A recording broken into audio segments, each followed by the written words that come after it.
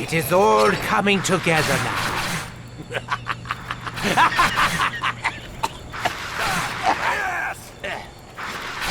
He just ran off. How rude. Well, don't listen to me. See if I care.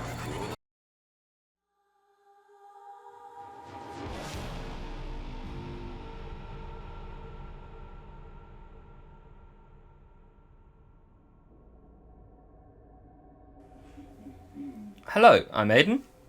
And I'm Josh. Welcome to Undead Ramblings, where we talk all things Call of Duty Zombies, amongst other games, movies, and other media. This is episode 16 of our podcast. Last episode we discussed the second DLC for Black Ops 1 Zombies, Call of the Dead. So feel free to go check it out if you haven't seen it, as well as any previous episodes. And thanks to everyone who has watched it and supported the channel so far. Speaking of supporting the channel, please like, share and subscribe, as this really helps the channel out. Josh is on the journey of reaching 9,000 subscribers by the end of the year, so go show him some love, give him a sub and check out all of the soundtrack content available on the channel. And lastly, once again, thank you to Trico and Oscar, who have helped us getting footage for today's episode. You can find Trikovioz Bluesky and Twitter handles in the description below. You guys have been an absolute godsend for doing these 4-player Easter eggs, so we really appreciate your help. Exactly, yeah, we absolutely have. Well, they absolutely... God. That's really bad, Wow. Wow. It wasn't possible without us. No, but in all seriousness, they've been a real joy to go through these Easter eggs with. It's been a blast. But as far as channel updates go, we're going to be pushing back the weekly episodes, which we discussed last week. And that's because we have to gather quite a bit of footage for some of the Black Ops 2 Easter eggs, in which we're going to have to do them twice each, is it? So we're going to have to do Max's side and Richthofen's side, so we'll be pushing that idea back just for the time being, but we may start it up again with... Which one was it we discussed? Black Ops 3, Black Ops 4? Possibly Black Ops 3, but ideally, like, as soon as we got all of the footage, I don't see why we can't do weekly episodes once we've got all the footage for the Black Ops 2 4-player Easter eggs. Yeah, absolutely. So that should be coming into effect, like, not too far out, I wouldn't imagine. Yeah, I mean, we've got it's definitely in the quite a bit of pipeline. footage now. Yeah, yeah, for sure. And as we've also mentioned in previous episodes, Ayden will be streaming on Tuesdays if you're wanting to check that out at any point. It'll be... What time is it you usually do it? It'll be around like 7:30, 7:45 UK time. I've been taking a bit of break over the summertime though. Yeah, because like we said outside of this, it's been way too warm recently to be sitting inside streaming all day. I don't know how people do it professionally. I really don't. Yeah. But yeah, you can find a link for Ayden's Twitch in the description and also on the channel if you want to go and check those out. And also, we'll be uploading the VODs later on. We are one behind, but unfortunately it seems to have been deleted. So we did miss one, unfortunately. But I'll make sure that doesn't happen going forward. And beyond that, we're also going to be scrapping the news section of the podcast, just because it's been a bit more... a bit of bloat, hasn't it? And it takes up like 20 minutes of the video, so we decided, you know what, we're just going to cut that and focus more on what, like you said, the way you put it, more on what people click the video for than talking about the news for 20 minutes. Yeah, exactly. We're still going to be kind of giving channel updates as and when it's relevant, and maybe talk about some bigger things that are going on in the industry, such as Stop Killing Games, for example, but only if it's relevant again. Just kind of like thinking that, as Josh said, the news section started to kind of get a bit bloaty, so we kind of want to get into the real meat and potatoes of what each of the videos are going to be about. We're juggling the idea of doing a kind of mini gaming news video that will happen maybe like every week, every other week. We're not quite sure yet. But it will definitely be a lot shorter than what is in these videos, Yeah, or has like been in these videos. yeah, like maybe I don't know, 15, 20 minutes, half an hour, something like that. Yeah, exactly. Just a little bite-sized thing. Yeah, I haven't quite figured out how the formatting of that is going to work yet, so it's in the pipeline. But yeah, just keep an eye out of it. Aye.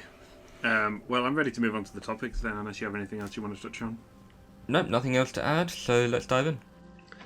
So this episode will cover the Zombies installment for DLC 3 for Black Ops 1, the Not So Paradise itself, Shangri-La. As with all of the other Chronicles maps, we will be covering the Chronicles version in a separate video, so this is strictly the Black Ops 1 version. Topics that we will cover are the usual ones that we do: background of the map and the setting, our initial thoughts on the map, cast and story, mechanics and gameplay, Easter eggs, music, and then any other little bits that we haven't that we've missed off. All right, So, sounds good. Diving into our first topic, Shangri-La came out as part of DLC 3 for Call of Duty Black Ops 1 called Annihilation on June the 28th. For 2011 for the Xbox 360 and a month later for all other platforms. Damn, Take us away with... we're like almost a month and a day out from this I recording. know, right? That's crazy. How old would Shang be now? Oh god. 11, God, you're asking me to do maths. well, I'll do the maths while you read out the timeline excerpt. Right. April 25th, 1956. Original timeline. Explores Brock and Gary discover Shangri-La. During an eclipse, they're unwittingly trapped in a time loop. Sally, sent back in time from 2011, is trapped in the same loop. Ultimus arrives in Shangri-La. With the help of Brock and Gary, they acquire the focusing stone. So that's going to be the pivotal point of this map, isn't it? Acquiring the focusing stone. Mm-hmm. Turns out to be quite an event. Yeah, absolutely. And then there was a extra little bit added on the wiki that was attributed to this. So Ultimus gets on the teleporter, but Dempsey tries to use the 3179 JGb215 on a zombie, causing the teleporter to overload, sending them to the Pentagon. And that's where it connects with Classified. That isn't canon to the original timeline, though, is it? That's Black Ops 4. It's not. Yeah. So I had to drag out my actual physical timeline to double check this. But what Josh read out is what's on the official timeline, and then what I just read out is on the wiki. So, but it fitted in nicely, so it seemed like it's worth mentioning. Oh yeah, for sure. Like I said, I do think I'm pretty sure Classified is a spin-off sort of thing. So I don't think it's. I think. It's I don't know. It's hard. Timeline. It's hard to say. I mean, it does fit, to be honest. Yeah. True, I suppose. So yeah, it's hard to say. I just did the math. So Shangri-La is now 14 years old. Jeez. Christ. It's crazy to think about. Yeah. It's 2 years off the UK voting age. That it is. So Shang is set in the Himalayas / Mars in a long forgotten temple lost in a lush tropical rainforest.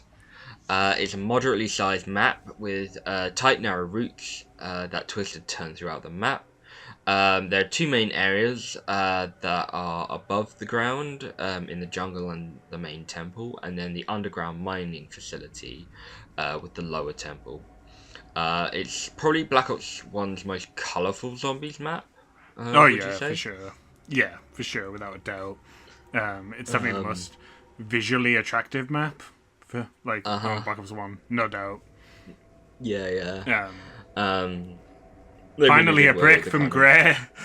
I know. Only to jump back into the grey when with me. I know, yeah. If not the worst offender as well. I know.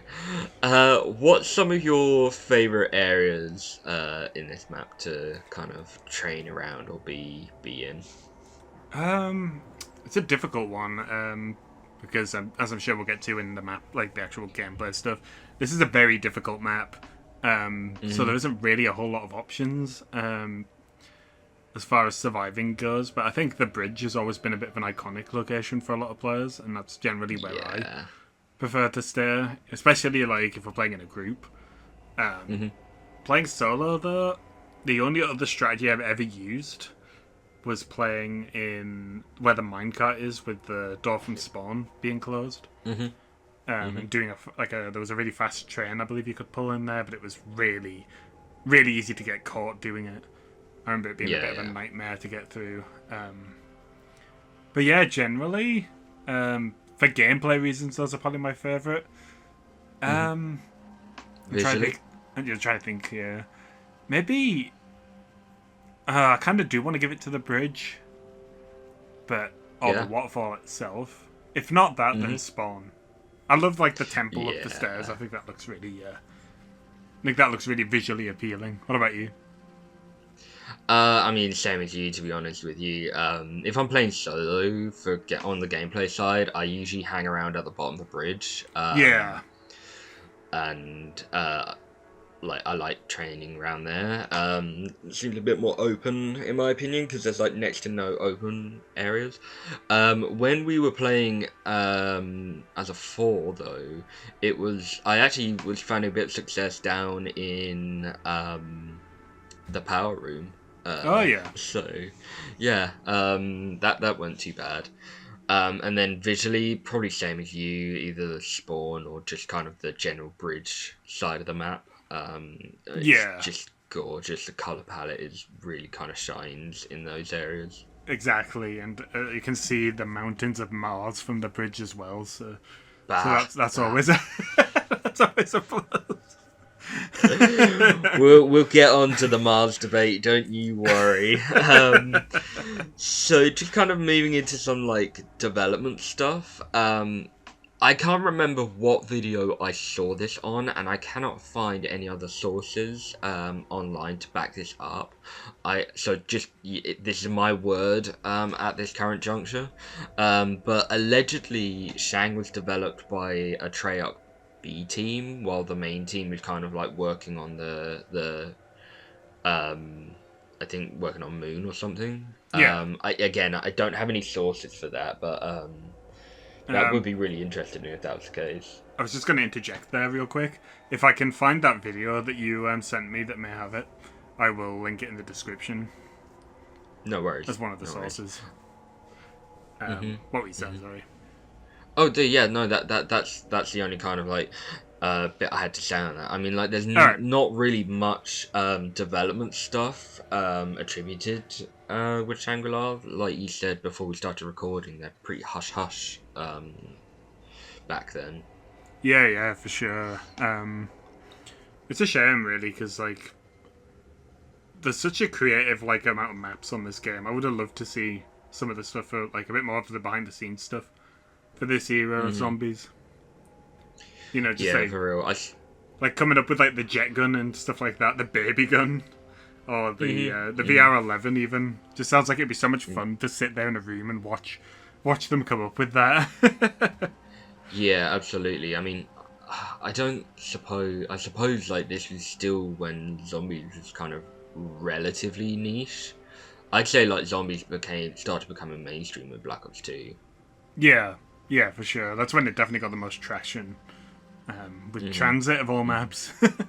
I know. But we'll get to that eventually, won't we? I feel like I always derail with transit when we bring it up. So just kind of like putting in a bit of real-world basis here. So Shangri-La is based on the mythical location of the same name, described in the novel Lost Horizon by James Hilton in 1933, and has since become synonymous with an earthly paradise for immortal people who live in an enduringly happy land outside the rest of the world. A vast contrast to what this map actually is, wouldn't you say? Yes, absolutely. There's also the whole Hollow Earth thing and all that sort of thing that we have. Oh, going on. the real Yeah. I would go a bit more into that if I'd researched it, but I'll be honest, I haven't. So, it all kind of links to the whole kind of Angry Germans 1945 occultism. yeah. So it's all kind of has links to that and Aryanism and all of that. So Right. According to just one last kind of thing for this section, according to some commenters on Reddit, apparently there was meant to be a swimming section in the map, which we wouldn't see until Zetsubo no Shima. We both theorised that it probably would have been around the waterfall area. Yeah, absolutely. That bit. Maybe they would have had like an underwater like transport or something that you could swim through. Maybe something like that. Maybe. I mean, like, it's not entirely impossible to think of, because there is swimming in the campaign for Black Ops 1, so in theory it could have worked. But I should imagine they were like, how do we make the zombies swim? Maybe they could have had like a just spitballing ideas here, but maybe they could have had a whole like underwater part of the map where you use the geysers to get out of it. Ooh, that would have been cool. Because then you could kind of use it as like a fast travel almost to get around the map. Yeah. I think that would have been a pretty neat idea. Yeah. So let's move on to our initial thoughts on the map. You, as always, you take it away. Aye. So Shangri-La, I believe, is one that I did pick up at launch. If you watched our Call of the Dead video, you'll know that I left that one by the wayside because apparently I was too hipster for celebrity zombie maps. At least we think that's what it is. That's going to be the running theory that I'm going to run with because I just think that's funny. Yep. I still can't believe you were like a Black Ops 1 hater. I know. I hated Black Ops 1 and I hated Call of the Dead for having a celebrity cast. I was just not having it with Black Ops 1 for some reason. I say I must have just been like a real hipster about it or something. I honestly don't know. Don't know what it was. Mm-hmm. It's funny how things change, isn't it? Like at one point it was Yep. a hipster to hate Call of Duty, but nowadays it's a hipster not to hate Call of Duty. For real, absolutely. It's just funny how things change. But yeah, I don't really like remember my first attempt at it, or at least very, very vaguely. I do remember like bits and pieces, snippets of it, but I do remember enjoying the map despite its intense difficulty. It's definitely one to play with friends, I would say for sure. Doing it on solo is a real pain, at least without the Mustang and Sally's. Feel like this is the map where they really came into their own. Is Shangri-La. Yeah. Trying to play like Shangri-La without them is just a death trap. But yeah, I really enjoyed the atmosphere of it. I like the design of it. I love the 2D dragonflies that are bobbing around.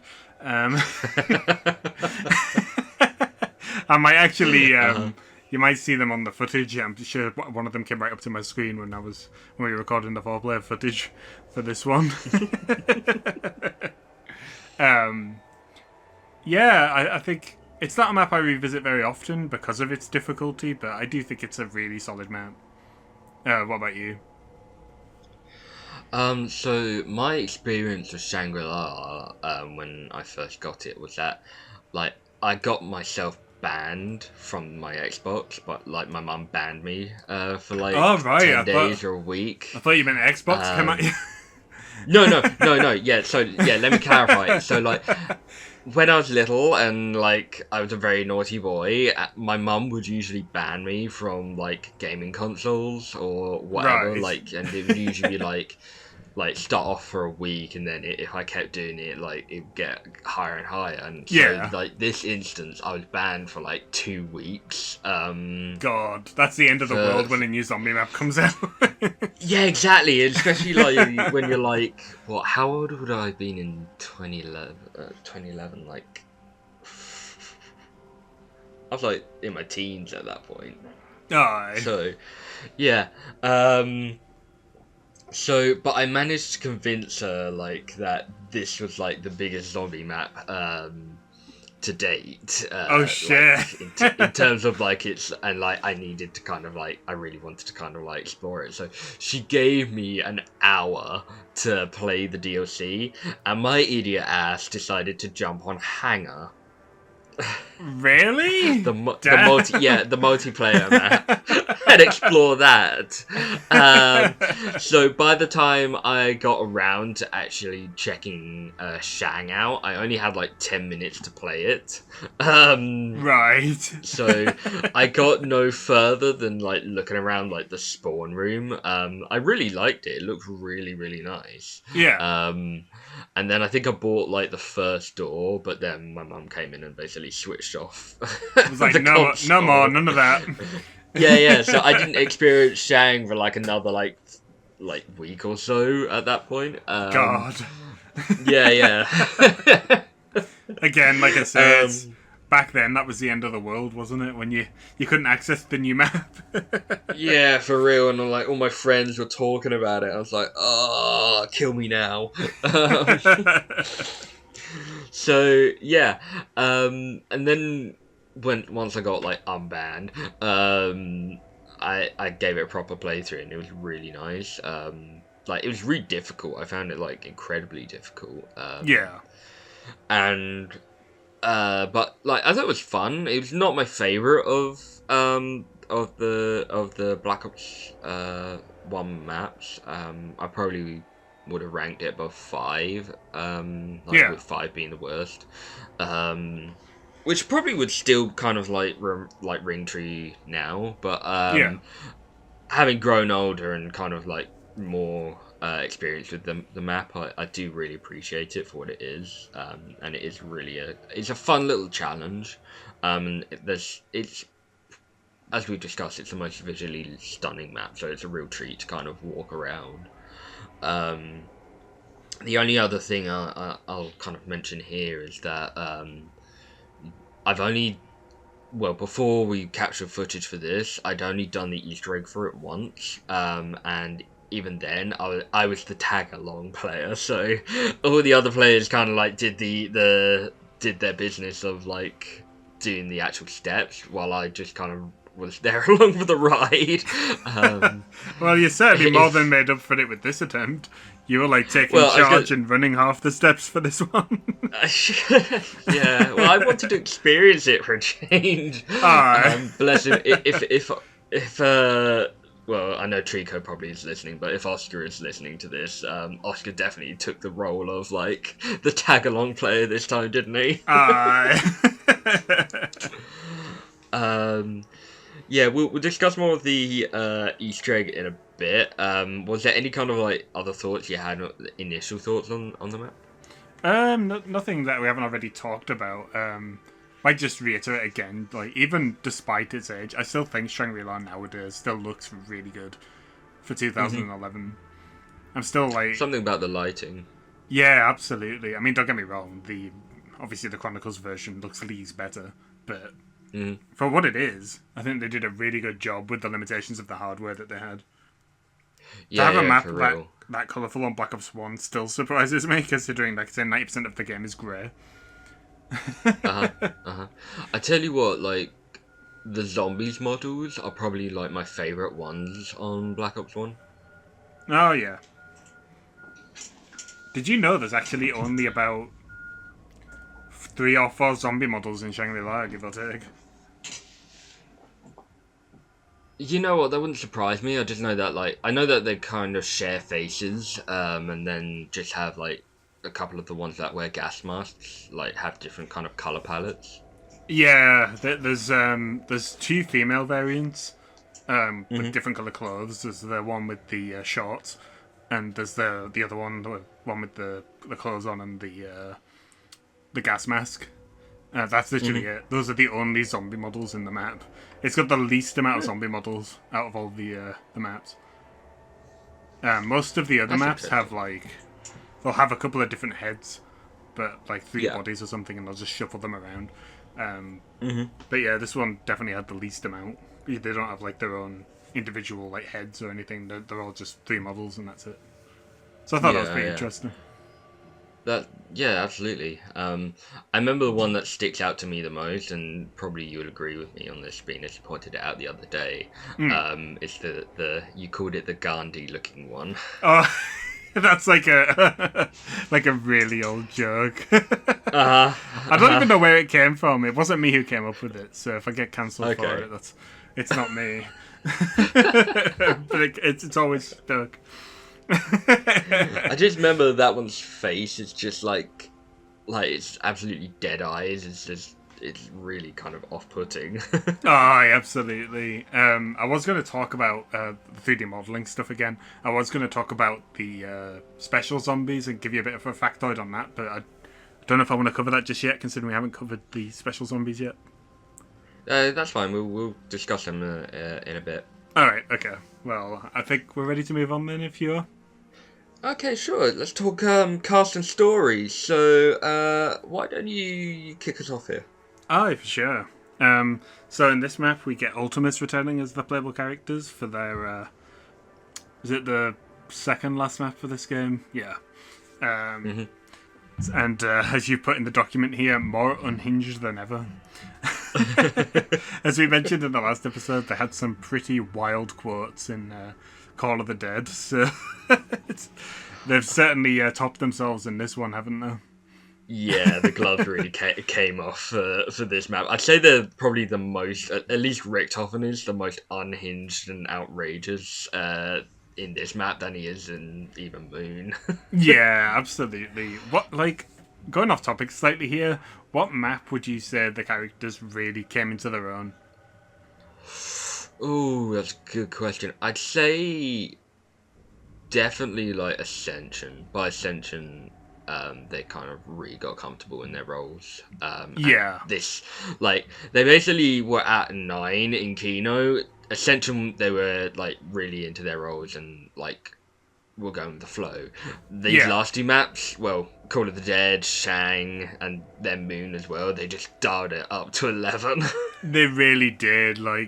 I feel like there's such a huge transition from how they appear in Der Riese to how they appear in Shangri-La and Kino and Call of the Dead. They get so much development in such a short period of time. I personally it's more a Moon thing, but I personally love how Takeo especially starts to try and act cool in the last couple of maps because he gets sick of being boring. And I love that. I love that character development for him. I really do. yeah. I can't remember if we've spoken about it, but there's always I remember back in the day, there was always a debate on who would play Takeo. And if I was playing solo, the moment I saw his gloved hands, I would just immediately restart because I wanted someone else less boring. Yeah, especially on I remember it myself on the Resurrection maps. Because it's those first 4 maps where he's really at his worst. He's just so dull in those first 4 maps. I know. One of my all-time favourite Dempsey quotes is I think it's when he's pack punching on Ascension, but he basically says Takeo is the most boring one of us, but you always need that one sour guy to make the rest of us look cool. That's true, yeah. No, it's so good.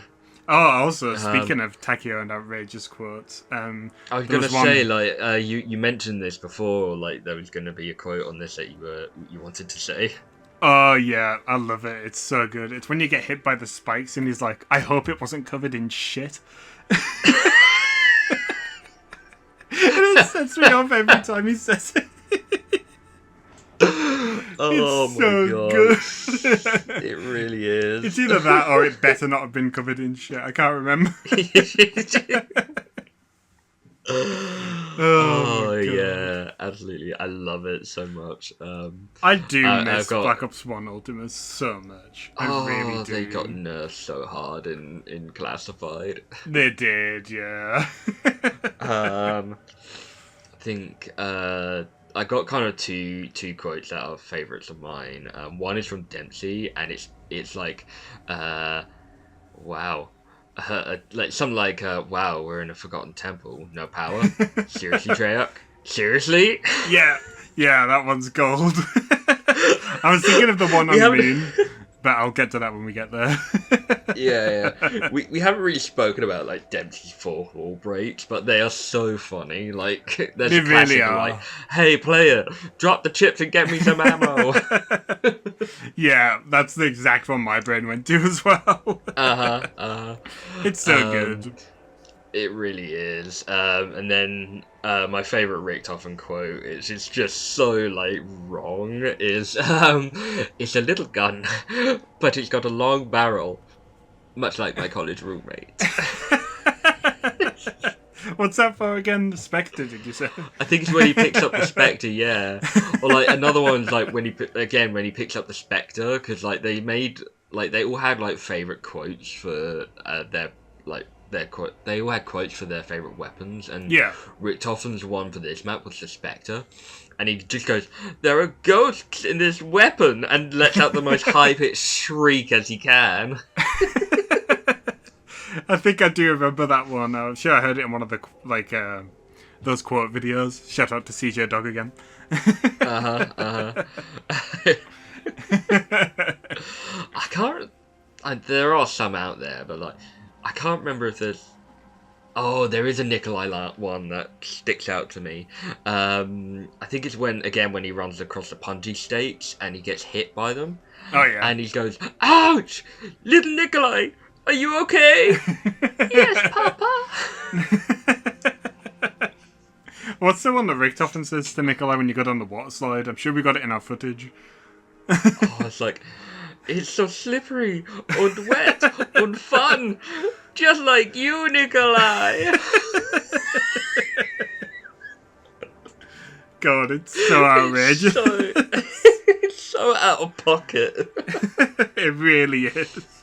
Like you said, they do not write characters like that anymore.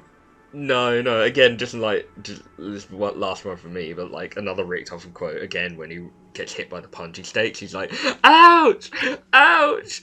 Buy me dinner next time." I'm sure he also has a really funny one, Richtofen, where if you blow up a monkey or shoot a monkey with the shrink gun. But I can't remember what he says. Ugh. I'll tell you what though. I'm giving the new quotes flack for not being as funny, but Maya has some funny ones in Black Ops 6. I'll say that. Oh yeah, for real. She is peak in Black Ops 6. I think that the one that really caught me off is. guard is when she uses the word chud, which is the first time I think I've ever seen it used in a game. I know. Oh god. Oh, jeez. I mean, this is easily peak Ultimus for me. It really is. Like, this and Moon are both top notch. You just can't go wrong. And like you say, Call of the Dead as well. They don't even feature, but they absolutely steal the show. Yeah, absolutely. It's funny, actually, because I was saying that more as a joke, but the more I think about it, I do think I remember more of Ultimus than I do the celebrity cast. For that, It's man. just the delivery. It's like, I mean, you can see why these characters or these people get cast as like everything. Oh yeah, for sure. They definitely deserve the success, I'll give them that. Can you imagine like the whiplash back in the day of like playing this like Shangri-La as Richtofen and then jumping over to something like Uncharted and like hearing Nolan North just go from one character to someone completely different? Yeah, exactly. Like I say, I'm sure I've said it to you before, but I couldn't even, like, I knew it was him, but I could not place not like Nathan Drake as Richtofen's voice. Apart from when he does the falling scream. That's the only time I ever could pick it up. Usual kind of like tell it for me if Nolan North is playing someone is like when he screams or shouts. Yeah, absolutely. He does have a very definitive like sound to his voice when he does that. All right, well, so just kind of like just before we kind of move on from Ultimate, so right. Just looking on the doc here, so a fun little like you could call it an Easter egg if you want. Like if the person who's playing Richthofen has completed Call of the Dead's Easter egg, then Richthofen will be holding the golden rod in his inventory, which is a little like only if you've done ensemble cast though. Yeah. It's funny though, like it's complete. I remember like theories back in the day of like, oh, is this for the Easter egg or something, or like, and then it just doesn't get like revealed until the next map. Yeah, for sure. People probably thinking, can we do something with this? But no. Not in this map, we can't. No, they don't really do that anymore, do they? Not so much. There was the Sentinel artifact, but I don't know if that carries between maps other than being, mandatory. I don't know if I'm assuming if you do the tomb, for example, without doing the previous ones, you'll still have the Sentinel artifact, I'm assuming. Yeah. I think it's just part of the game. Or the map. But yeah, I do kind of miss that. Especially now that we don't have 4-player Easter eggs. More or less, they've pretty much gone extinct, so I wouldn't mind having the idea of carryover Easter eggs. Yeah, for real. In the modern games. So let's move on to the other kind of cast members. Aye. I'll read this one if you want. Okay, so for backstory, as revealed by the Moon radios and confirmed later down the line, Richthofen was teleported to Shangri-La after touching the MPD. He was worshipped as a god by the local tribes who built an altar in his honour, which you might actually be able to see in the thumbnail artwork. Touch wood, if it turns out properly. So it was here where Richthofen learnt about the focusing stone before returning to Durries to lay his plans to overthrow Maxis and take control of the ether. So again, that's something we'll get into more with Moon. We're more just on a item collection hunt for this, aren't we? Yeah, just going around picking stuff up. Aye. So yeah, we also find out that he set up the mining facility here in order to obtain element 115, which would later infect the local population. So that's kind of like all of the backstory, really, that kind of precedes this map and why there are zombies here, why there's mining facilities, and why Richthofen's name is on the altar. A lot of this is kind of revealed later on, mainly in the Moon radios.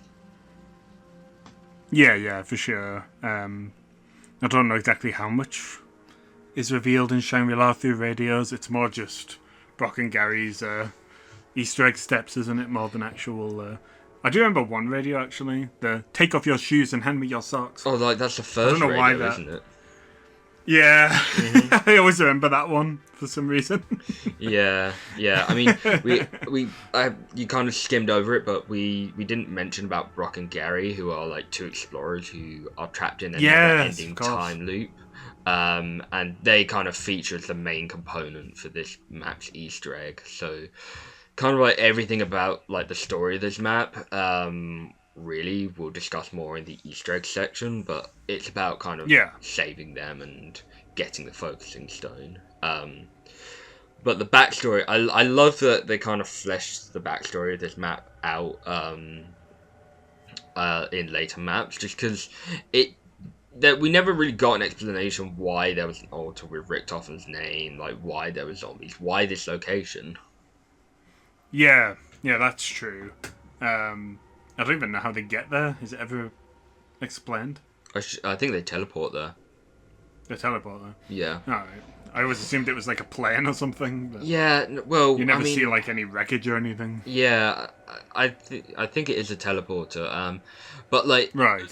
what's funny is like you never really kind of see like they do teleport all to all these like locations, but you never actually see like a teleporter mainframe anywhere like in the map to show where they came from. I'm assuming like Yeah. if you've ever seen Family Guy, I'm assuming it's like Stewie's little teleporter where he pulls it out from his pocket and just throws it on the ground. It must be. That's the only thing I could think of. Like Rick Toffen's got a pocket teleporter. Like the one in Blood of the Dead with the walnut. Yeah, or something like that. I don't know. Like something about me is just like I'd like to know kind of like the continuities of these things. Do we know how? Is this Brock and Gaddy we're talking about? How they got there, or the characters? Oh, I'm sorry. I thought we were talking about Rick Toffen and Ultimus. Oh no, I was talking about Brock and Gary. That's what I was saying about like a okay. plane or something. Yeah, I think they. I don't know how they got there. They might have just walked, maybe. I know that in one of the Moon ciphers, not Moon Revelation ciphers, that they talk about like Brock and Gary dying in a plane crash. But all right, I'm assuming it's just like classical kind of explorer fare for Brock and Gary. Oh, probably. I mean, it's one of those things that's not overly important. So Yeah, I guess they just didn't bother addressing it. absolutely. I mean, let's be real here. They are the most irritating characters going. Really? I never really had that much of a problem with them. Oh, really? I find Gary insufferable. Is he the one Just his who's voice. blow this thing open like a can of beans? Yeah, exactly. Like his voice is just so like grating. I didn't really hear him when we played it, to be fair, because I wasn't normally there when you were talking to him. So That's fair. maybe if I'd been exposed to it a bit more, I might have had the same feeling about it. That's fair. Yeah, no, he just comes across as a bit of, well, at least in that first radio as well, he just comes across as a bit of a whiny bitch. Right. I'll have to listen to them again, like I said. I haven't listened to those videos since the last time I did Shangri-La, obviously not including our attempt at it. That's fair enough. So, as you read in the timeline excerpt earlier, you mentioned about Sally, so it's probably worth talking about her here. So, who is Sally? She was introduced in the Revelations radios? Yes, she was. Yeah. And she's George Romero's assistant, who, in searching for answers about what happened to the Call of the Dead production team, she became trapped in the same time loop as Brock and Gary. I don't get why they kind of added her into the Revelations radios. Like, what was the point? Exactly. Like, we did talk about this a bit in the Call of the Dead episode as well. And I was saying, like, you can pretty much write all this entire lore about Sally off because none of it really matters. Yeah. It doesn't really go anywhere. Mm-hmm. And I personally just don't like the whole idea. I think the whole idea was just a bit goofy. Yeah. I feel like the story is better off just pretending this part of it doesn't happen. Because it just doesn't, like I say, it doesn't add anything to the overall story. It just... It's like, this character just has come out of nowhere, and she suddenly stumbled into Shangri-La, and she's like killing zombies with the punji stakes or something. And I'm like, Yeah, she even kills like Brock and Gary at some point. oh, does she? Yeah. It's been a long time since I've listened to them. You know that in the Easter egg we have to blow up that like snare trap. Yeah. She kills them with that. Oh shit. Is that canon to the original map that she does that, or? Well, I Or does don't she think they trap them plan in that far ahead, to be honest with you. But I'm True. assuming they kind of link, like that's kind of like their way of explaining that step. Right. Why you had to blow that up, because she was the one who set it up in like originally. So I don't know. I don't know. Like, honestly, if they wrote her whole character and all that lore just to explain that one trap in Shangri-La, like, why? Exactly, yeah. Like, watch us be pointing and like laughing at this now, but I bet you Black Ops 7 will start and Sally's going to be one of the playable characters. It's going to be like the key to everything. Yeah. She's like a self-insert OC. Oh my god! I, you know, we laugh about this, but like we joke, but it's happened before. Like, look at Peter McCain True. or Dr. Yena. Yeah, that's true. Or Cornelius Purnell. They do love to hang on to these names, don't they? Oh, they really do. They really do. Just the last little bit. I mean, it's probably not worth mentioning now. That kind of covered it already. Was about the connections to Classified. Because it kind of takes. It's the location that is at the start of the intro cutscene. Yeah, that's true. Yeah. I was trying to think if there was something in the map there, but I was just thinking it's the intro, isn't it? Yeah, it's like yeah. the only time they ever refer to it. Absolutely. So it's probably not worth kind of talking much more about that. So let's move on to mechanics and gameplay. Just before we do that, they do show certain older maps on Classified on the screens, don't they? Like Kino. Shangri-La isn't among them, is it? It is. It is. Oh, there's another link for you then. Yeah, so part of like Shang's whole backstory, not Shang, Classified's whole kind of backstory and brief is like Purnell is kind of trying to get this is revealed in Classified and Alpha Omega. Like Purnell is trying to convince McNamara to give him funding to protect against the zombies, and he shows them these like incidences that happened in the 1950s and 60s, so like the Kino, Ascension, and Shangri-La, of like Samantha using these zombie outbreaks, right, and that's what he uses as proof. Right, I see. Okay. So funny how they'd have footage of Shangri-La of all places. Well, I think they're all just aerial photos, aren't they? Yeah, I believe so. Yeah. So it's just crazy. To be honest, the backstory of like Broken Arrow and the whole kind of Purnell like stuff is really well done. Yeah, I'll have to do another bit of reading into it. It's been a long time. Black Ops 4 is, like I said, stuff I was never really into Black Ops 4 when it came out, so I'm a bit out of the loop as far as some of the lore goes on that one. Yeah, that's fair. Anything else you want to cover in the backstory stuff? No, I think that's it. No worries. Well, jumping into mechanics and gameplay. So, I was wrong on Call of the Dead being the first unique, like with it being the first unique zombies map. I believe that this is the first unique zombies map.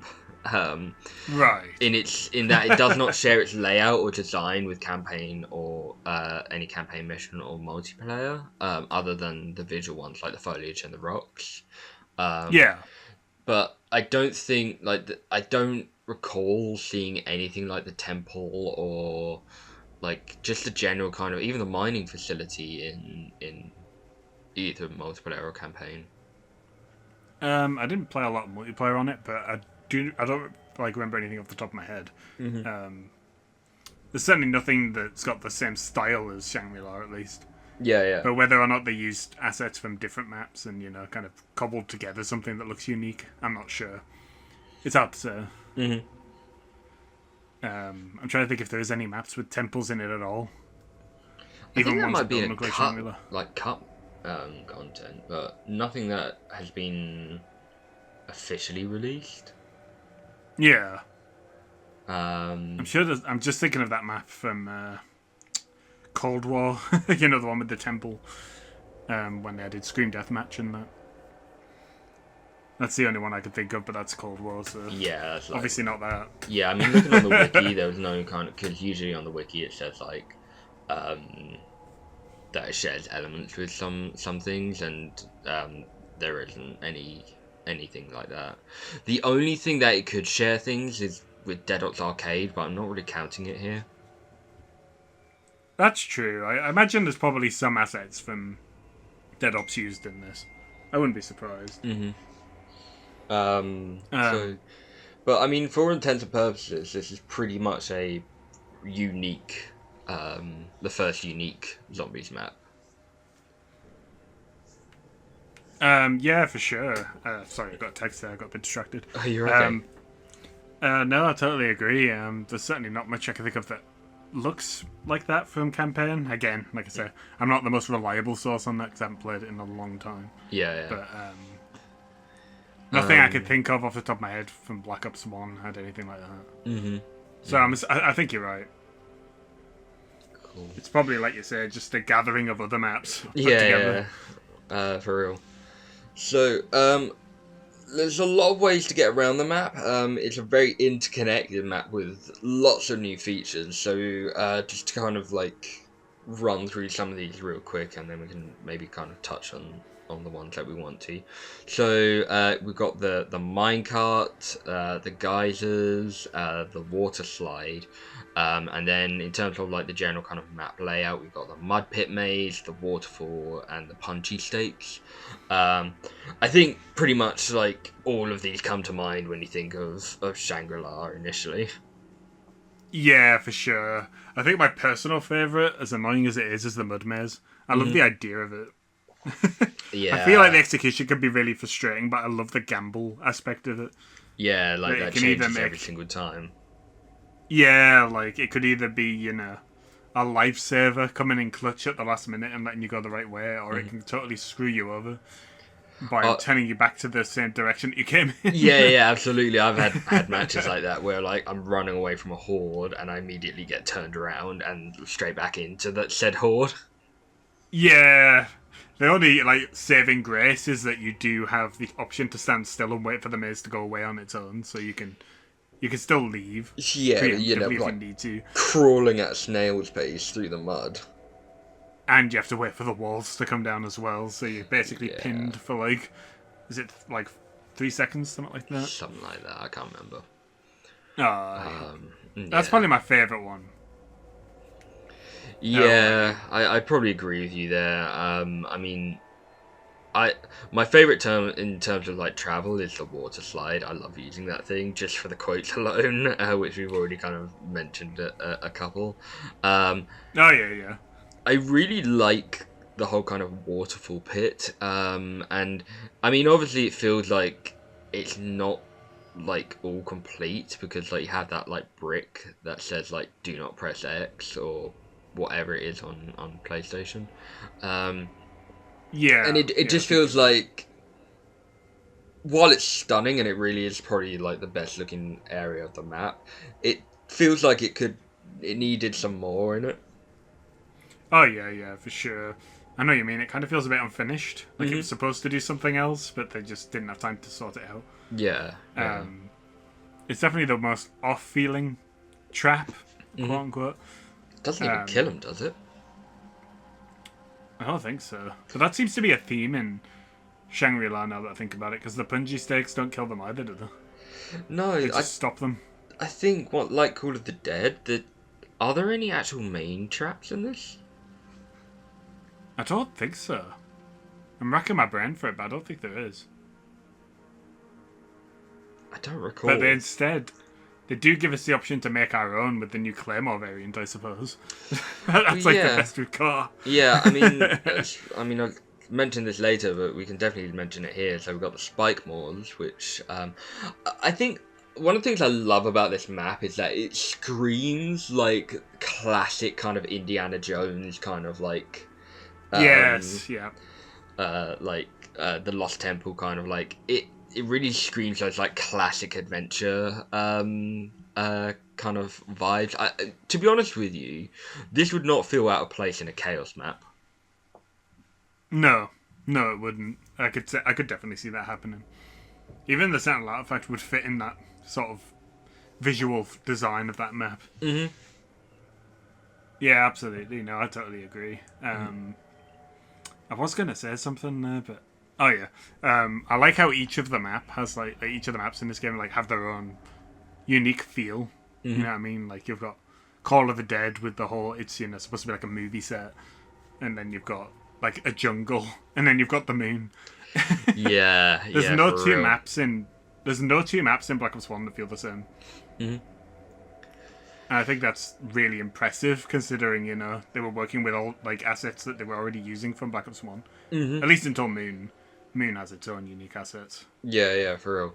And you don't really just to kind of bash on modern zombies a little bit here, you don't really get that nowadays. Like, most modern zombies maps feel the same as each other, whereas, like you said, like back in the day, all maps felt unique and different, and you got excited to be like, oh, where are we going next? What crazy outlandish place are we gonna be exploring in the next map? Yeah, I think a lot of it comes down to most of it being set in the same locales. Like, we have Liberty Falls twice, or 3 times we're going to have it. Because we're going to get it again with Reckoning. Yeah. So, it could just be that. Because I do think there's a good bit of variety between the first 3 maps, excluding Liberty Falls. Like, Terminus doesn't feel like Citadel. Citadel doesn't feel like the Tomb.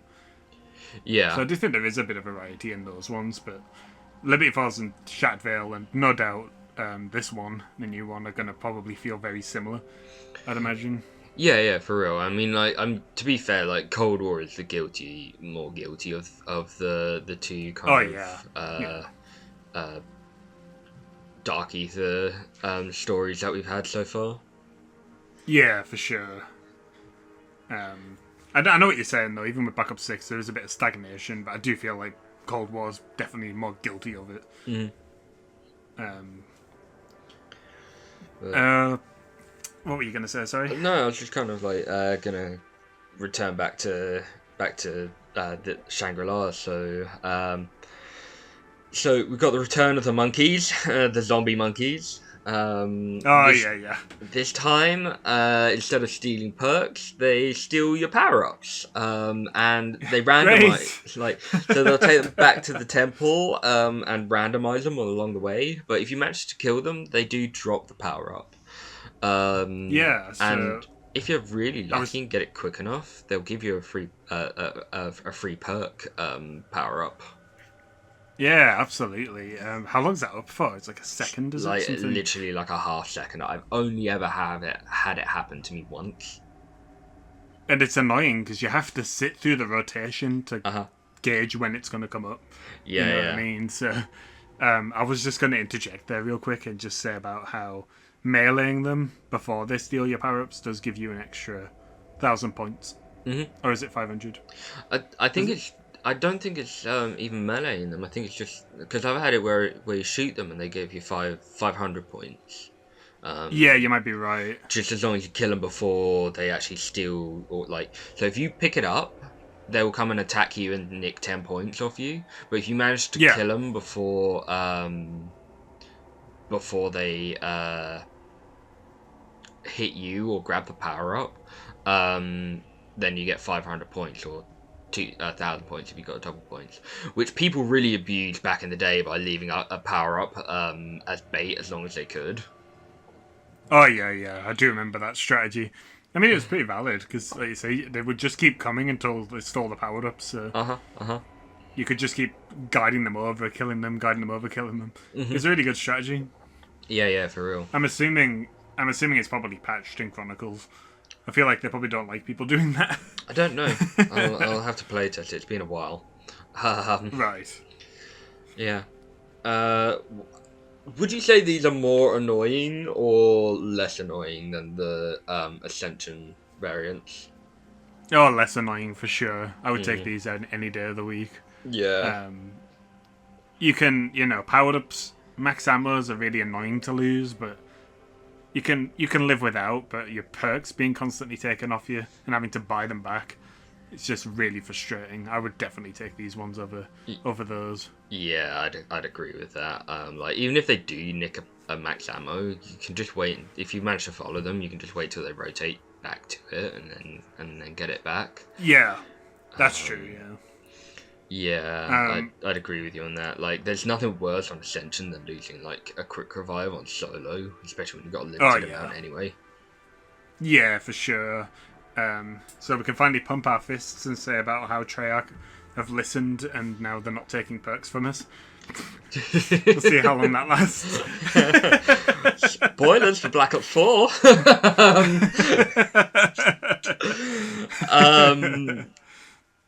I was gonna say, they seem to be obsessed in Black Ops 1 with monkeys. They are, aren't they? I'm trying to think if there's even like a reference to monkeys in Moon, but I don't think there is. Surprisingly because of not. Ascension. Yeah. Yeah, surprisingly not, but like, you got them in Ascension, you got them in this map. Well, you definitely got them in Dead Ops Arcade with the Cosmic Silverback. They're in campaign. Yes, yeah, true. God, they're like, oh, I bet the guy who like, or the person who made like the monkeys, they're like, put them in everywhere. I want to get my money's worth out of this. Like, I put so much effort into animating them. Aye, absolutely. I was just going to add there, you know how we're coming up to talking about the bosses for this map? Yeah. I was just going to drop that bit of trivia I was talking about earlier. Did you know that the Napalm Zombie and the Shrieker Zombie use the same model? Do they? Yeah. The only difference is one has obviously like the turban and the jacket on. But it's, other than that, it's the same model as the Napalm Zombie. Really? I mean, is there a colour palette? Like, because obviously the Shrieker looks a bit more blue as well. I think it's just his clothes. I'm pretty sure it's just his clothes, but there may well be. I haven't put the model together for him yet, but I have seen it before, and Wow. it's exactly the same model. I did not know that at all. That's crazy. I mean, So you should have a look at him if you end up seeing him in the Chronicles version. I'm assuming it's going to be the same there. Yeah, absolutely. I mean, now that you kind of... So, as we just said, like, this map introduces two new mini-boss zombies. The Shrieker, which hairs around the map and blinds you when it's like basically a shrieks at walking you. flashbang. Yeah, pretty much. But it's really cool because if you shoot it in the head and give it a headshot, then when it dies, it causes like the zombies in the immediate area near it to kind of die as well. Oh yeah, it blows up nearby zombies. Alright, that's a pretty cool feature. It seems to be a staple between the two of them, actually. Now you mention it. Yeah, so that touches on the second one, which is my personal favourite, the Napalm Zombie, which is... It walks all the time until like it's the last zombie, doesn't it? Yes, yeah, I think you're right. He's aura farming like the bell-bearing hunter for any night rain players. Yes, yeah, absolutely. This is like, who farms aura more, him or George? Oh god, he eventually gives up the ghost, so I'm gonna give it to Napalm Zombie. Yeah, that's fair. So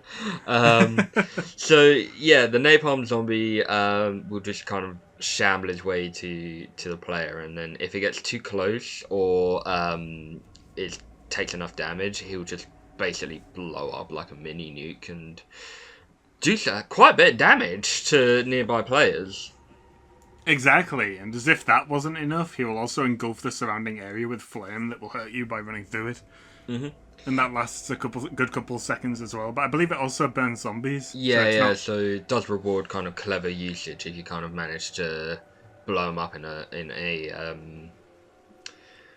like what's a it local called? area. Yeah, or even just like a pinch point. Choke point, that's the word That's I was looking the word, for. yeah. They're really cool. I think they're really fun to fight. What were you saying? Does the Napalm Zombie hurt the player if with the explosion if they have BHD? I think so. Okay.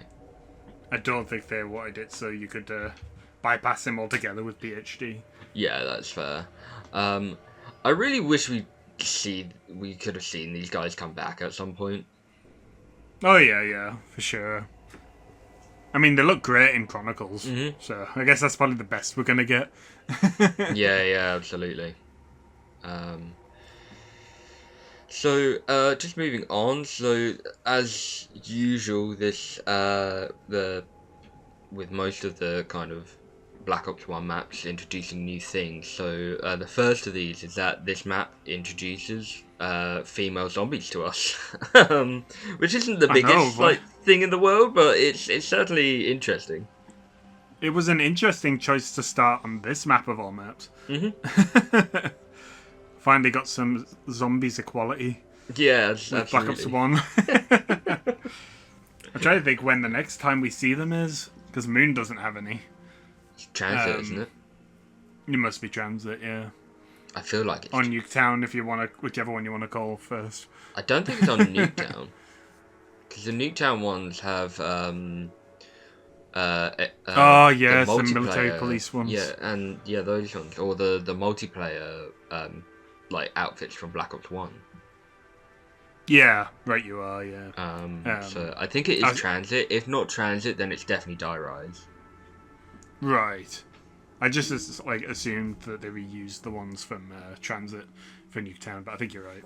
They do have unique they're zombie not models for that one. Yeah, they're not lazy this time around, unlike the Black Ops 1 ports. Yeah, that's true.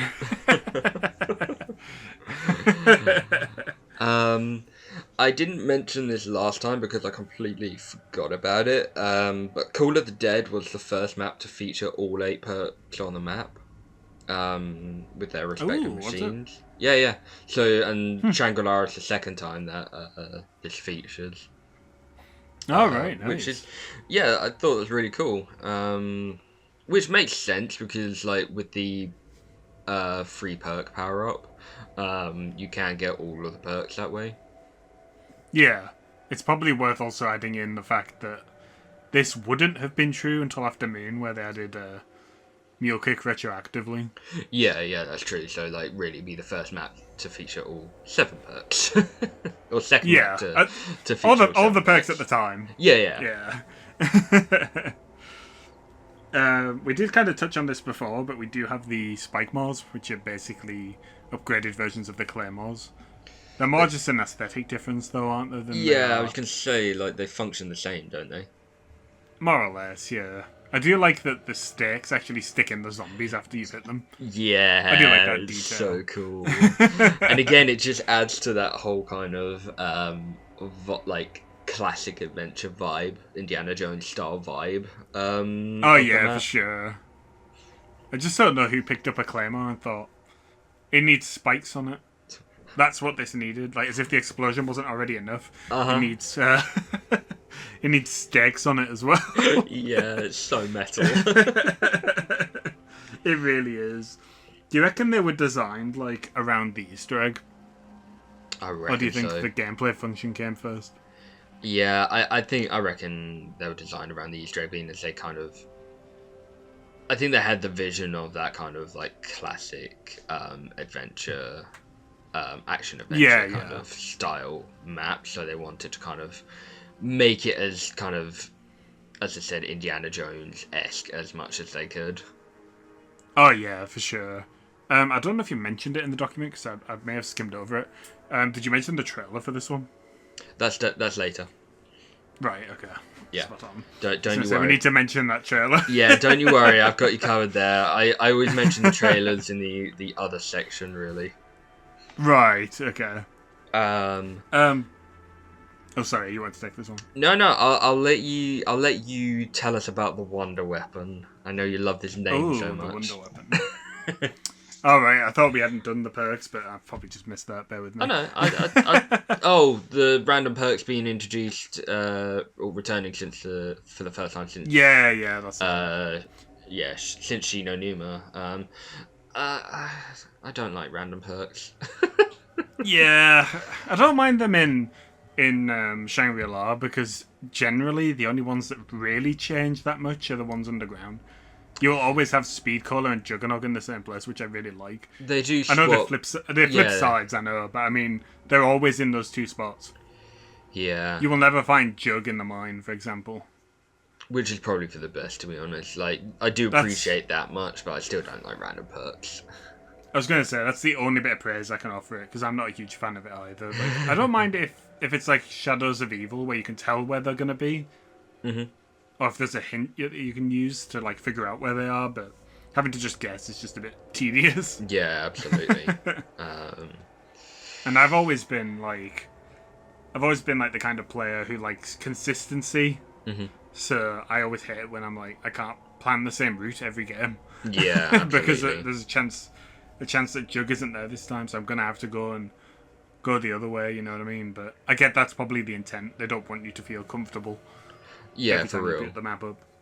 But I mean, So like, I guess I should. Oh, go on. no, you first.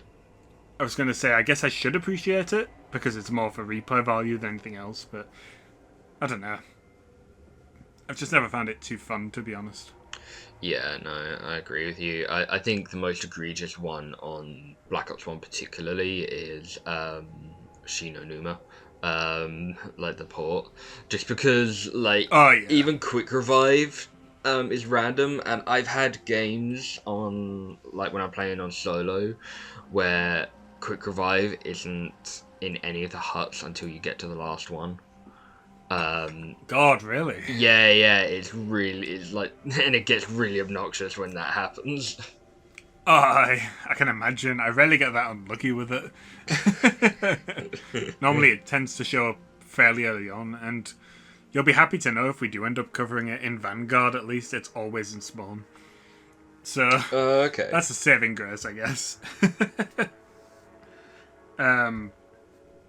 Alright, you ready to move on to the Wonder Weapon then? Yeah, take it away. Oh god, the name for this one really is something else. And you're going to make me read the whole thing out? Yeah. I could just go with the first, 5-6 letters and just go with it, but... Nah. We'll give it a go. We'll give it a go. We've got to be thorough. Alright, so introduction of the new Wonder Weapon, the 3179 JGb215. Henceforth called the baby gun. See, the one time I can read things properly, and it's a jumble of numbers and letters. It's a dyslexic's worst nightmare. It really is. Most people just call it the JGB, don't they, or the 3179 JGB. Everyone just calls it. It's just easier to remember. I mean, everyone I know just calls it the shrink gun or the baby gun. I mean, it's certainly more straightforward. I believe it's called Shrink Ray in the game files, so guess you could just run with that. They didn't even call it 3179 JGb215. I want to know, is there any significance to that name? Well, while you read out the rest, I will, or go over the rest, I'll have a quick look. Alright, no worries. But this weapon does 0 damage, apparently. But it does shrink the zombies down to about, is it hand size or something like that? Yeah. And then you can tiny. You run into them and kick them, which is pretty fun. It's definitely a more comical style weapon for this game, which I think fits. It's always fun to just run into a horde and watch them all go flying away, because they also get these bobbleheads, don't they? Yeah, these comical high-pitched screams. Yeah, exactly. It's so good.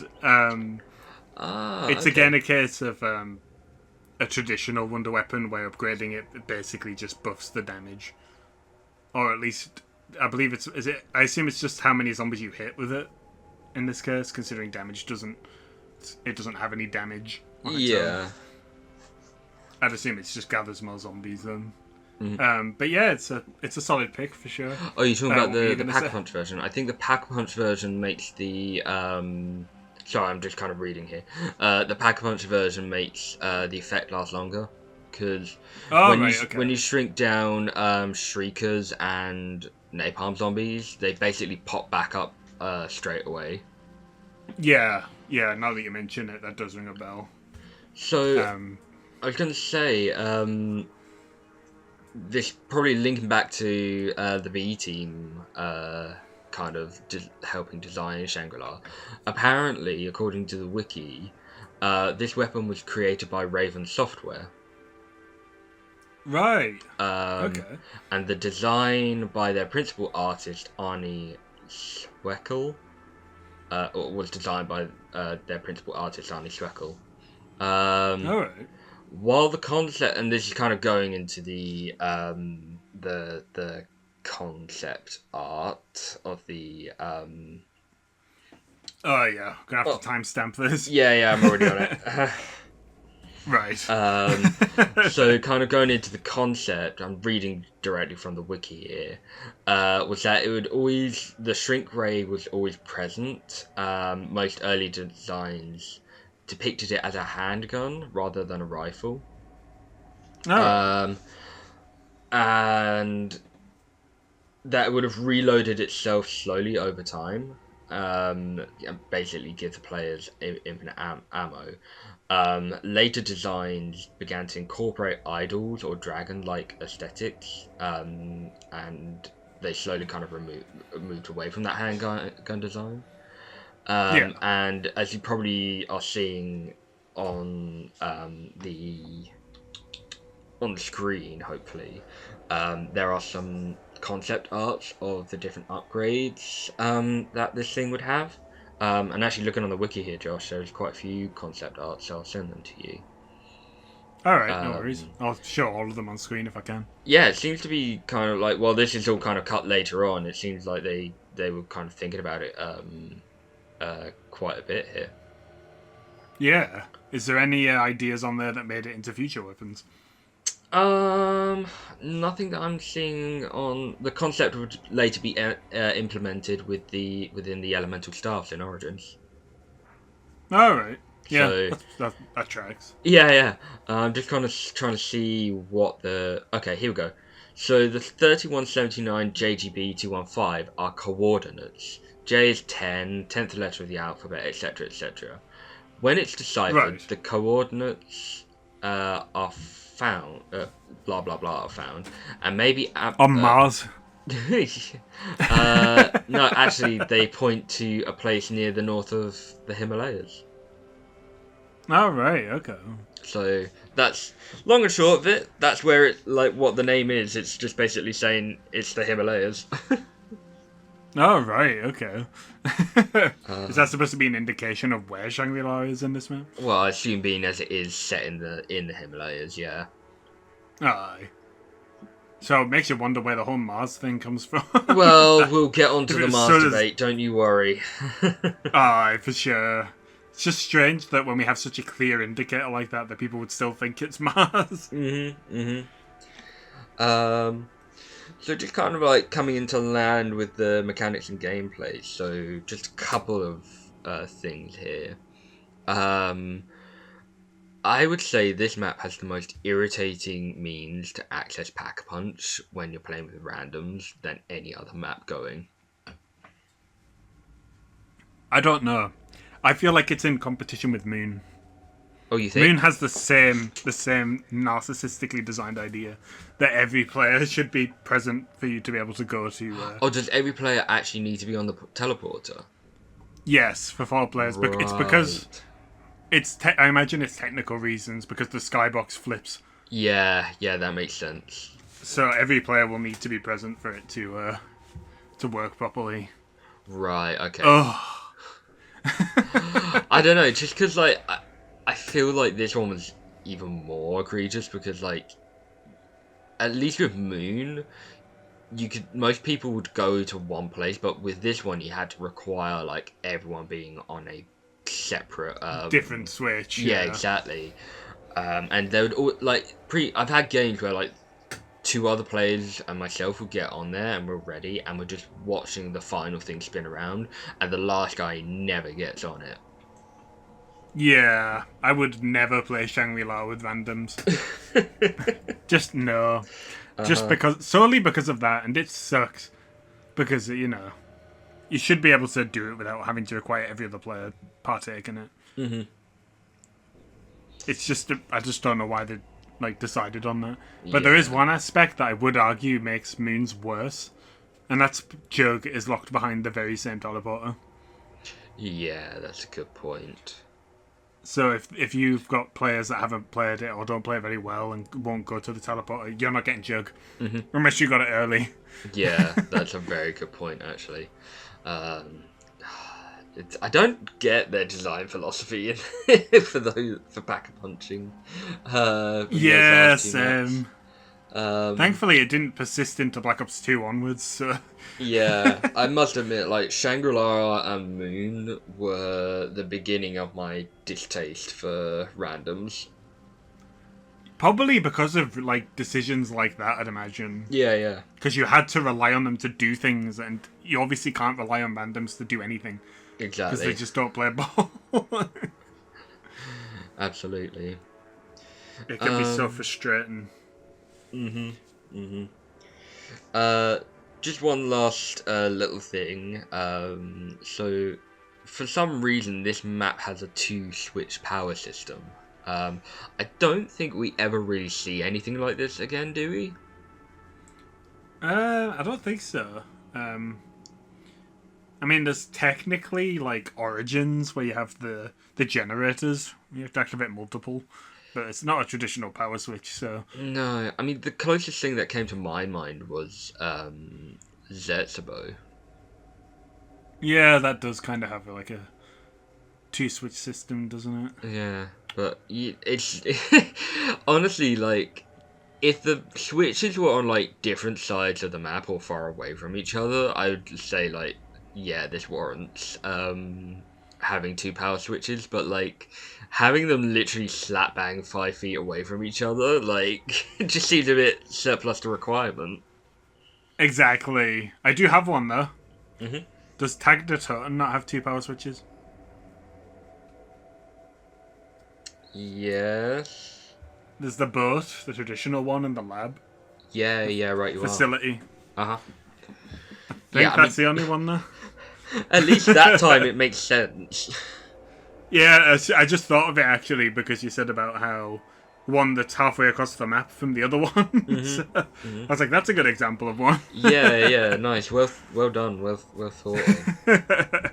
Yeah, it's just a bit weird. I mean, I honestly, I really like when you do turn on power and you kind of feel the whole place come to life.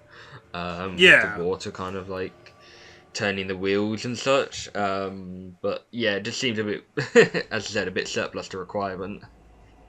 Yeah, for sure. I think like the only reason I can think of them having two so close to each other is aesthetics. Yeah, I'm trying to picture it with one on one side, and it just doesn't look as good. Yeah. That's So maybe probably, it's just an aesthetic thing. You're probably right, to be honest with you. There is 2 generators though, isn't there? Like there's the 2 water wheels on behind each switch. Yeah, I that's know, what it's for. I know. Yeah, and that's kind of like, I think it does really, like, as you said, it comes down to kind of symmetry. Like, you got your 2 water wheels, Yeah. you got your statue, like, for the pack-a-punch in the middle between them. So it does kind of track that. And I suppose, again, it kind of fits with the action-adventure style that they're going with. Oh yeah, for sure. Absolutely. So, Alright. did you have anything else you want to cover in this part? I don't think so. No, I think that's about it. Okay, well, speaking of action adventure, let's talk about the main Easter egg, Time Travel Will Tell. So, why don't you go over it for us? Alright, so again, as we mentioned at the start, this one requires 4 players to beat. I believe, is it? No. It's the second map to feature 4 players only. Yep. Unless you want to count Ensemble Cast being mandatory, which I guess is totally fair, because you only need 4 people for that. Well, 2 people for that. Yeah, you only need 2 people. This requires 4 people exclusively. Absolutely, and it's for the most daft reason imaginable. Yeah. This is one of those really frustrating ones for me, because it does not need 4 people. No. This Easter egg. No. It really doesn't. This could have been... All it would have taken is, and you can point to modders for this, because if they've done it themselves, is have all the other switches pressed in on how many players there are in the game. That would literally make it doable. Yeah, absolutely. That's all you need. Is that the only step, like, that requires, like, more than 1 player, is to push the buttons in? Like... There's the waterfall slide, but that's it. Exactly. How did, like... Because I know modders have done it so that you could, in the Chronicles version, well, and this version, that you could, like, play it on solo. How did they make the water slide work? From what I remember, they just got rid of the having to sit on the plate. You just come down and hold the switch. Oh, okay, fair enough. And because you land on the plate at the end, so it counts as someone sitting on it. Oh, okay, fair enough. So it really is, like, functionally, as in terms of like the rest of the Easter egg, the button pressing just to make the eclipse happen is the only thing that requires More than one Yeah. player. More than, well, exactly 4 players. Yeah, exactly. It's such a shame because, like I say, they could have fixed this in Chronicles, but they didn't. Mm-hmm. And I really don't like that. I wish they'd changed it in Chronicles. It makes it even more frustrating when they made Moon soloable in Chronicles. Yeah, that's true. I wonder if that was actually a conscious decision, though. Like, because Black Ops 3 solo mode takes place online, doesn't it? You have to go onto local play to play offline. So it could be because you're connecting to the servers, you have the Golden Rod. Whereas if you played solo on Black Ops 1, it would be offline, so you wouldn't have... The game wouldn't be able to verify that you had it. Yeah, maybe. But I think... So I think it's more an accident that you can get it in Black Ops 3. Possibly. A happy accident, I guess. To be fair, unlike this map, there was absolutely no reason you couldn't do Moon on solo with in general, just because like all of the steps are able to be done on your own. At least with this map, like you need 4 players to press the button. Yeah, but it's just such a needless step for that. It really is. Oh yeah, for real. So kind of like going through the beats, like so you get sent back in time to an eclipse, and the whole kind of task, aside from like you kind of got your end task of getting the focusing stone, but you're also kind of trying to save Brock and Gary from all of these death traps. Well, I'm not sure Richtofen is trying to save them from the death traps. Well, yeah, but like they're convenient. Yeah, pretty convenient. Can you imagine, like... I won't go into that, actually, because it's going to spoil the gimmick at the end of this Easter egg.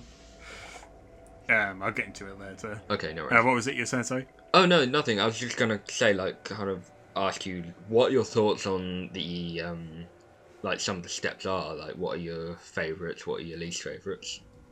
I think it's largely a lot of fun. I had a lot of fun redoing it in 4-player when we were, like, recording for it. Mm-hmm. I think it's rather short, especially if you get the baby gun as early as we did.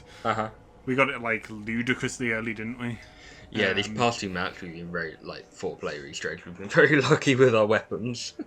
We're gonna get so fucking shafted in Black Ops 2. I can already tell. I can feel it in my marrow with transit.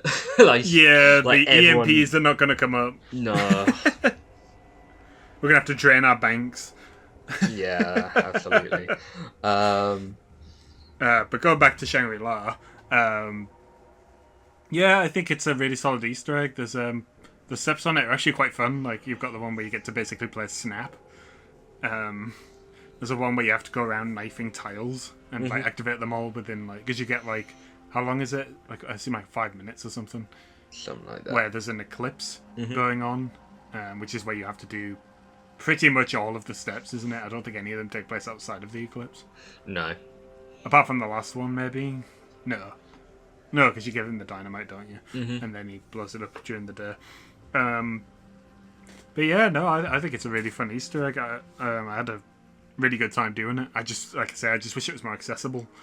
And there is that one step that we did kind of hint at in our Call of the Dead episode with the napalm zombie. Oh, yeah. Oh, Lord. This one's a bit of an anxiety attack. Mind you, we did it pretty well, though.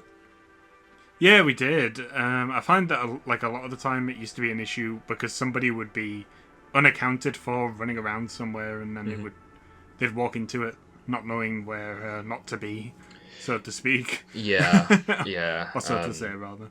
Luckily, we've got competent teammates in Trico and Oscar who we got very well coordinated with. Yeah, absolutely. So we didn't have too much of a hard time with it, but I've definitely had trouble with it in the past when other players have like set it off. Like going the wrong way or something like that. One of the big ones is when he jumps up one of the geysers right in your face and just immediately detonates. Oh. Yeah. That's like literally the only step I had a problem with. And that was just, again, more because of the other players than it was the map itself. I actually think it's a really good Easter egg. I think it's a lot of fun. What about you?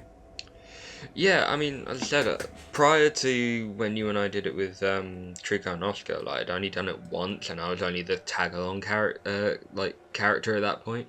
I really enjoy it. I remember we were talking about this with Call of the Dead as well. Like, I remember back in the day, these Easter eggs felt like they were hour-long marathons, like, or a couple of hour-long marathons, like. I was surprised by how short it actually was if you do get the right setup. I remember, same as you though, like killing or getting the napalm zombie accidentally killed or blown up.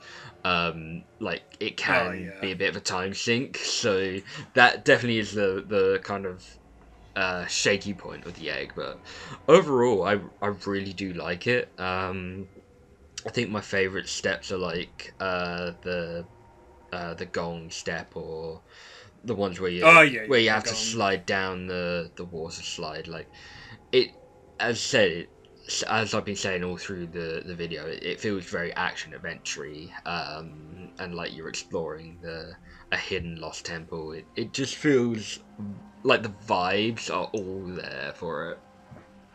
Absolutely, like, and I love the aesthetic of like the massive poles with the stones on top of them that show up at night. Those are always really cool.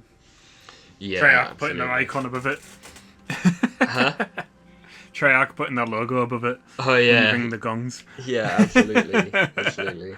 And oh, what was I gonna? The only thing I wish that they kind of utilized in the egg was perhaps using the minecart for something. But I get that, like you probably. Like they probably couldn't fit it in, but overall, no, it was a really fun Easter egg. I love that visually the map kind of changes over time as you go along doing the Easter egg. I don't think we've had like that until, well, I know in in Ascension, like the map does change when you blow up the rocket, but like I think this is the most dynamic map we've had up to date. Oh yeah, for sure. I love how the Eclipse looks in this game as well. Even despite its age, it looks so good. Yeah, absolutely. I was just gonna say, isn't that one of the reasons why people suspected Mars? Because the Eclipse looks so odd. Probably. In this map. Probably wouldn't surprise me. And the little shooting stars as well at night. Another cool aesthetic choice. And even like things like meteorites coming, like slamming down into the map itself, like as you advance the steps. It's all really great. Yeah. I think my only kind of real complaint is that the last radio you listen to basically repeats the first one, like from start to finish. Oh, does it? It's so long and irritating. I only say that because I've listened to all of the radios, so right.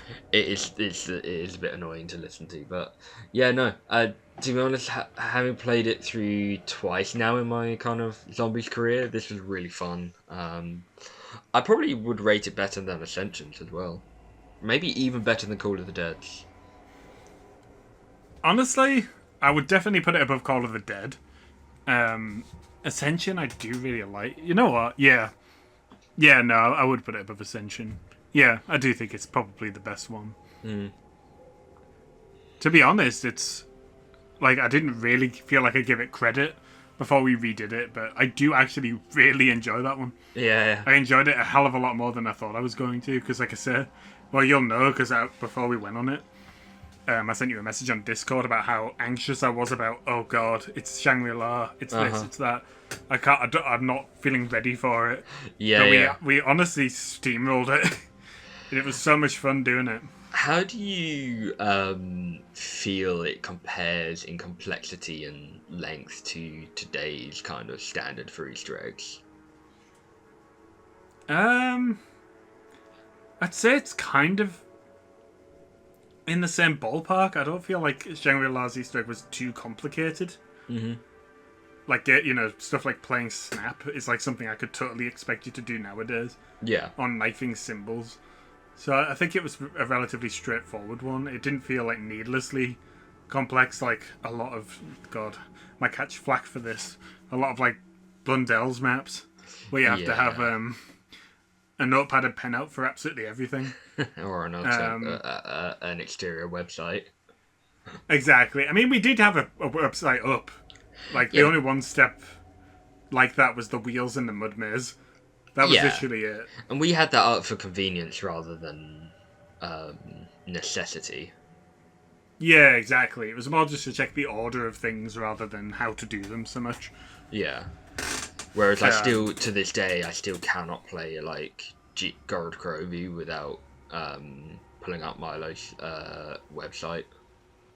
Oh, yeah. Or, what do you call it?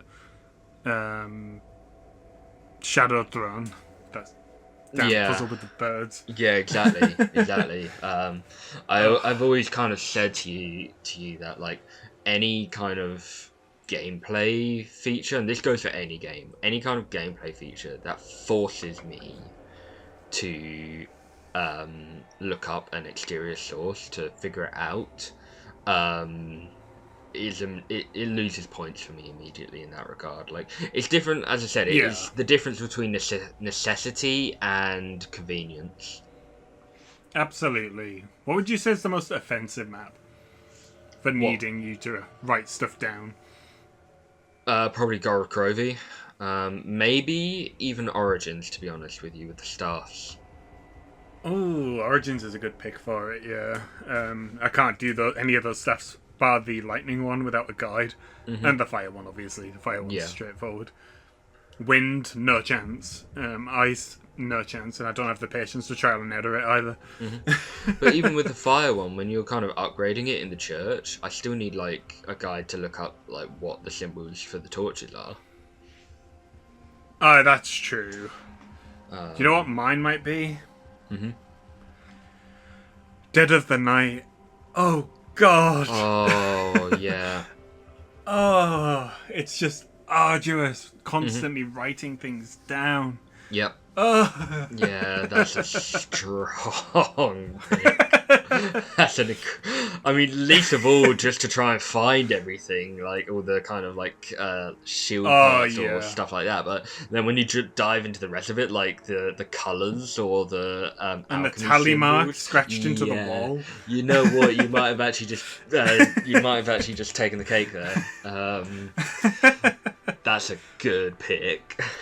I would give Voyage a second follow-up on that one, because that one can also be a bit... with the planets and the times and all that. It's the clocks, or not the clocks. Is it the It's the levers that you have to coordinate in the boat. Yeah. Like throughout the boat that I need a source for. Yeah, I had like 3 different picture guides for each one, because you have to, and having to write down the order of the planets that it wants you to shoot them down in. Yeah. So it's like, but I would still say Dead of the Night is far more egregious. Yeah, that's a very good point. I can't think of one worse than that. I truly can't. Do you have anything you want to discuss more about the steps for Shang? No, not particularly. Just wanted to say again that it was just a lot of fun. I'd definitely recommend anyone who hasn't done it to give it a go. Yeah, for real, I'd second that. If you can get another couple players for it, it's well worth doing. That's very true. And as we're about to get to, you can do it more than once. Yeah, so this is... I believe this is... Well, it's definitely the first time. Is it the only time that you can repeat an Easter egg within the same match? I believe so. Yeah? Yeah. And it's such a shame, because I love the gimmick and I want to see them bring it back again, but they never do. I suppose, like, it works in this map because of the time travel aspect, but I mean, like, in Moon, you can't blow up the Earth a second time, or in Voyage, you can't save the Titanic a second time. Like, True. It fits in this map, I guess, but I just don't... If they can make it fit, I'd love to see it return, but... Bring back the time bombs. There we go. Problem solved. Yeah, that's true. Like, you can't kill Nikolai a second time in Gorod Krovi, can you? So, yeah. Yeah, I'm not saying they should bring it back for every map. Just maybe design one around the idea. Yeah, exactly. Like, if they can make it fit, then absolutely it would be really cool to kind of see that come back. Yeah, because I could imagine them putting like a Dark Ops challenge or something behind doing it like 4 times. Oh god, can you imagine? I mean, we were tempted to do it a second time on our run, weren't we? We were, yeah. We ended up being like... I mean, to be honest, I said it then and I'll say it again. We probably could have done it in about 10 minutes. Oh, yeah. Because we already had everything prepped for it, so it would have been a breeze. Yeah, for real. So, well, no, that's not to my knowledge. So, this is... The reward for this, for completing this Easter egg, is the first time that we get a permanent perkaholic. So in this case, all 8 perks, but this is only for the player who picks up the focusing stone, which is why if you repeat it, all 4 players can get a permanent perkaholic. And this I love that could be canon. All the characters could have a focusing stone. I know, right? This will, like, having a permanent. Well, I would say permanent perkaholic. Getting a perkaholic or all of the perks would become a staple Easter egg reward, wouldn't it? Yeah, and Moon would also kind of recycle the idea of one player getting them first, which was really cool. Yeah, I like how Moon did it. Yeah, for sure. Although it does mean that the player who's playing as Richtofen can shaft the other players. Oh, yeah, I'm not doing real. the rest of it now. Yeah. I got what I wanted. You mentioned about... Sorry, something that you were going to bring up here about a quote or something if another player gets the focusing stone. Oh, I can't remember now. I know there's a funny one with Richtofen where he's like, "You better give that back." Yeah. Like, the whole reason he's doing all of this is to get the focusing stone, and then someone else nicks it. Yeah, fucking Dempsey just comes up and just grabs it off the hood. That's so funny. He does also quote again when you die, doesn't he? Where he's like, "I'll be taking that." Oh, yeah. I love dynamic quotes like that. I wish we had more of those. Oh yeah, for sure. Yeah, I mean, do you think the whole kind of like getting a perkaholic for completing Easter eggs is overdone now? Yeah, a little bit. I think it gets a bit boring nowadays, especially with like how in Black Ops 6, like, I feel like the bosses and that in Black Ops 6 are so much harder than stuff we've had before, so it doesn't really feel that worth it just to get the same rewards we were getting before for these tougher bosses. I wish we were getting a bit more for that. It's almost kind of become a bit obsolete as well when you've actually got the Gobblegun perkaholic, and then, like in Black Ops Cold War and Black Ops 6, by the time you get to the boss fight, you're more or less all perked out anyway. Exactly, yeah, you already have a perkaholic by the time you get around there. Maybe they should add something like, I know it's a horrible pool to pull from, but maybe like exo zombies, maybe give you like an extra pack-a-punch level or something after you beat it. Or something like that. That'd be cool. Or free wonder weapon or something like that. Like something different. I mean, you do get that. If you remember, you continue playing, you can sometimes get a wonder weapon in the reward pool, like a ray gun. Oh, yeah, that's right. I mean, I quite like how Black Ops 6 does it with you get your perks and then also you get that kind of reward pool. But again, by the time you get that reward pool, you're kind of all kitted out with your stuff anyway. True. Though I will say, in most times we have continued playing, I do find myself upgrading certain weapons and stuff, so... Yeah, there is definitely wiggle room with it, for sure. Yeah. I guess it all just depends on how early you get it done. That's true. But like you say, you don't want to go into any of these underprepared, because they're quite difficult in Black Ops 6. For real. Is there anything you want to go over in regards to the main Easter egg? No, I think that's it. I think we covered more or less all of it. Okay. So just a small little side Easter egg. I don't. There aren't any kind of main or main side Easter eggs in this map, are there? No, I don't think so. Okay. So apart from Mars. Just hold on, we're getting there. So a small side Easter egg was discovered around 6 years after this map came out, where if the player stands in a certain spot in spawn and inputs a series of button presses on their controller, all of the monkeys in spawn will explode. Yeah, I remember seeing this one. Was it Mr. Dalek JD who posted it? Yeah, probably. I mean, he covers everything like that, so yeah, probably. That's where I saw it, I think. Yeah, it's I really, it's like one of the last Easter eggs to be discovered in Black Ops 1. Do you think there are any other Easter eggs that haven't been discovered yet? It's hard to say because we live in a world of data mining, so I feel like if there is stuff there, it's either extremely well hidden, or it's just not there, you know. But even this map was data mined, and they still didn't discover the monkey exploding Easter egg. It's true. I'm trying to remember how they found it out. I'm sure there was a tell. I can't remember what it was. Yeah, I don't remember, but I think they had. I think it was kind of data mined. I think there was in the code, there was a reference to the coordinates in the map you had to be standing in. So they at least knew that there was a reference to it, but they didn't know what you had to press to get it to do anything.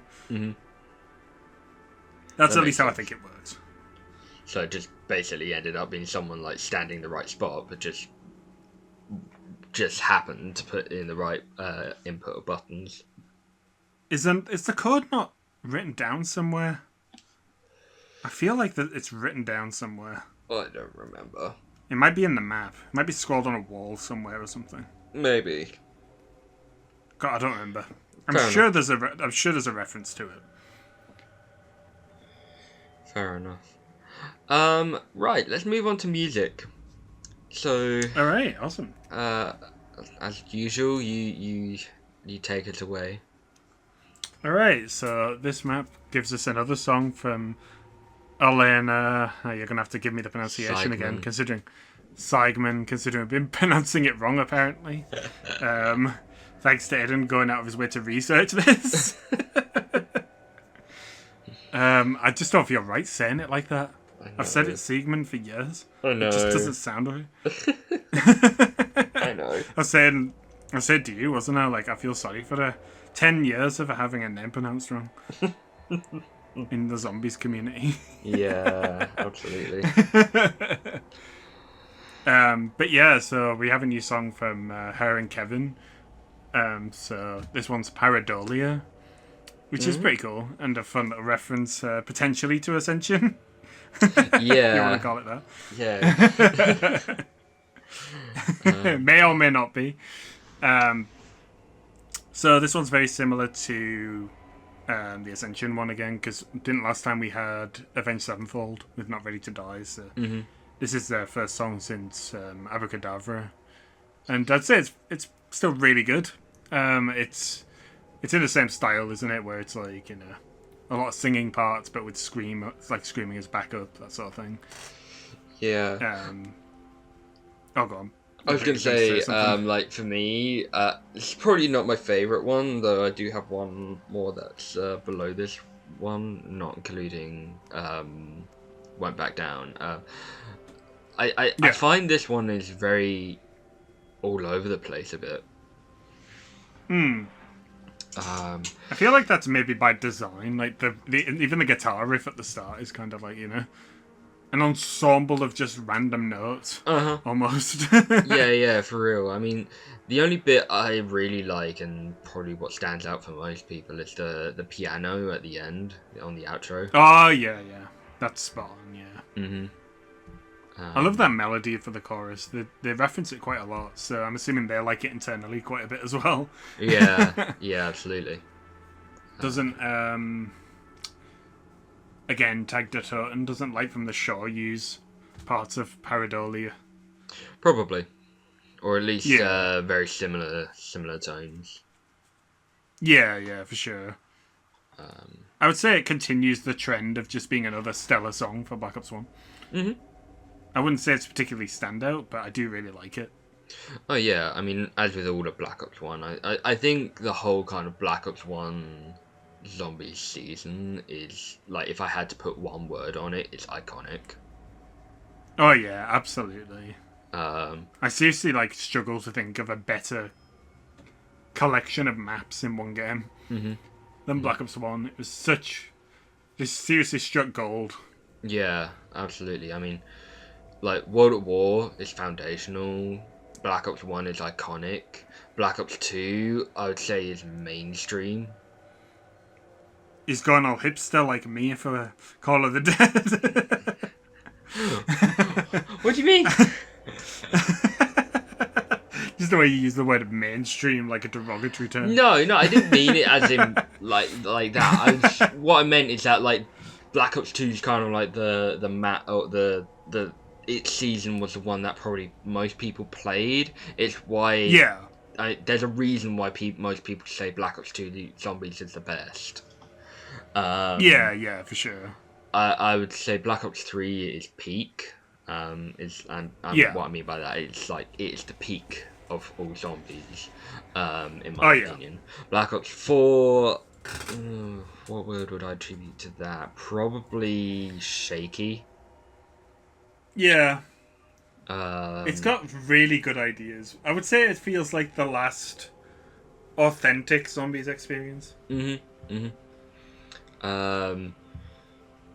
Yeah. Like, I mean, I've said this to you before, like, Black Ops, World at War through Black Ops 3 feels like classic zombies. Black Ops 4 through to Cold War probably feels like the transition kind of points, and then Cold War onwards feels like modern zombies. Yeah, like new zombies. How do you I know it's not really a topic for this video so much, but how do you feel about zombies being more accessible these days? Don't have a problem with it. Nor do I. I feel like a lot of people gatekeep zombies and think it should be this really hard to access mode with these really convoluted Easter eggs that you shouldn't be able to get into unless you watch an hour-long dissertation on YouTube of how to do an Easter egg. And I could not disagree more with that ideology. I like zombies being something you can pick up and play and just have fun with. Yeah, and you know what I mean? That's kind of always what it has been, pretty much. Like, even World at War and Black Ops 1 and to some extent Black Ops 2, like, all of the maps you can just pick up and go. But I think the least or the first kind of least accessible map is probably like Origins, but I think you need to have a kind of fine balance between accessible and then catering to your hardcore audience. Yeah, for sure. I mean, I feel like they've struck a decent balance with Black Ops 6. Like I say, I don't think any casual player is going to be able to beat those Easter eggs. No. So I do think they have got a bit of a balance going at the minute. Yeah, and it's it still feels welcoming enough that it's still enjoyable to play if you don't play it, hardcore or anything like that. Yeah, exactly. And I think this is kind of I should really be mentioning this in the wrap-up video, but I think one of the really great ideas that they've introduced is having that period for the hardcore fans to go in, discover the Easter egg and beat it, and give them some grace period to kind of do that, and then later on introduce a directed mode for the casual fans to do. Exactly. I think that rewards both sides. It means that hardcore players get rewarded for their dedication and being able to do it as quick as they can and do it authentically, while those who want to not miss out on the story, they just have to wait a little bit and then they can do it. Exactly, and even then they still have the option to play the map casually. Absolutely. In the meantime, so it's still available for them to get used to and familiar with before they choose to do it. I remember when Black Ops 3 first released, and people hated Shadows of Evil because of how complicated it was. Yeah, yeah. There was also a few, I feel, like, smaller gameplay changes that contributed to that, like the no shared inventory system and stuff like that. There was smaller little things that they fixed over time that made it way more accessible.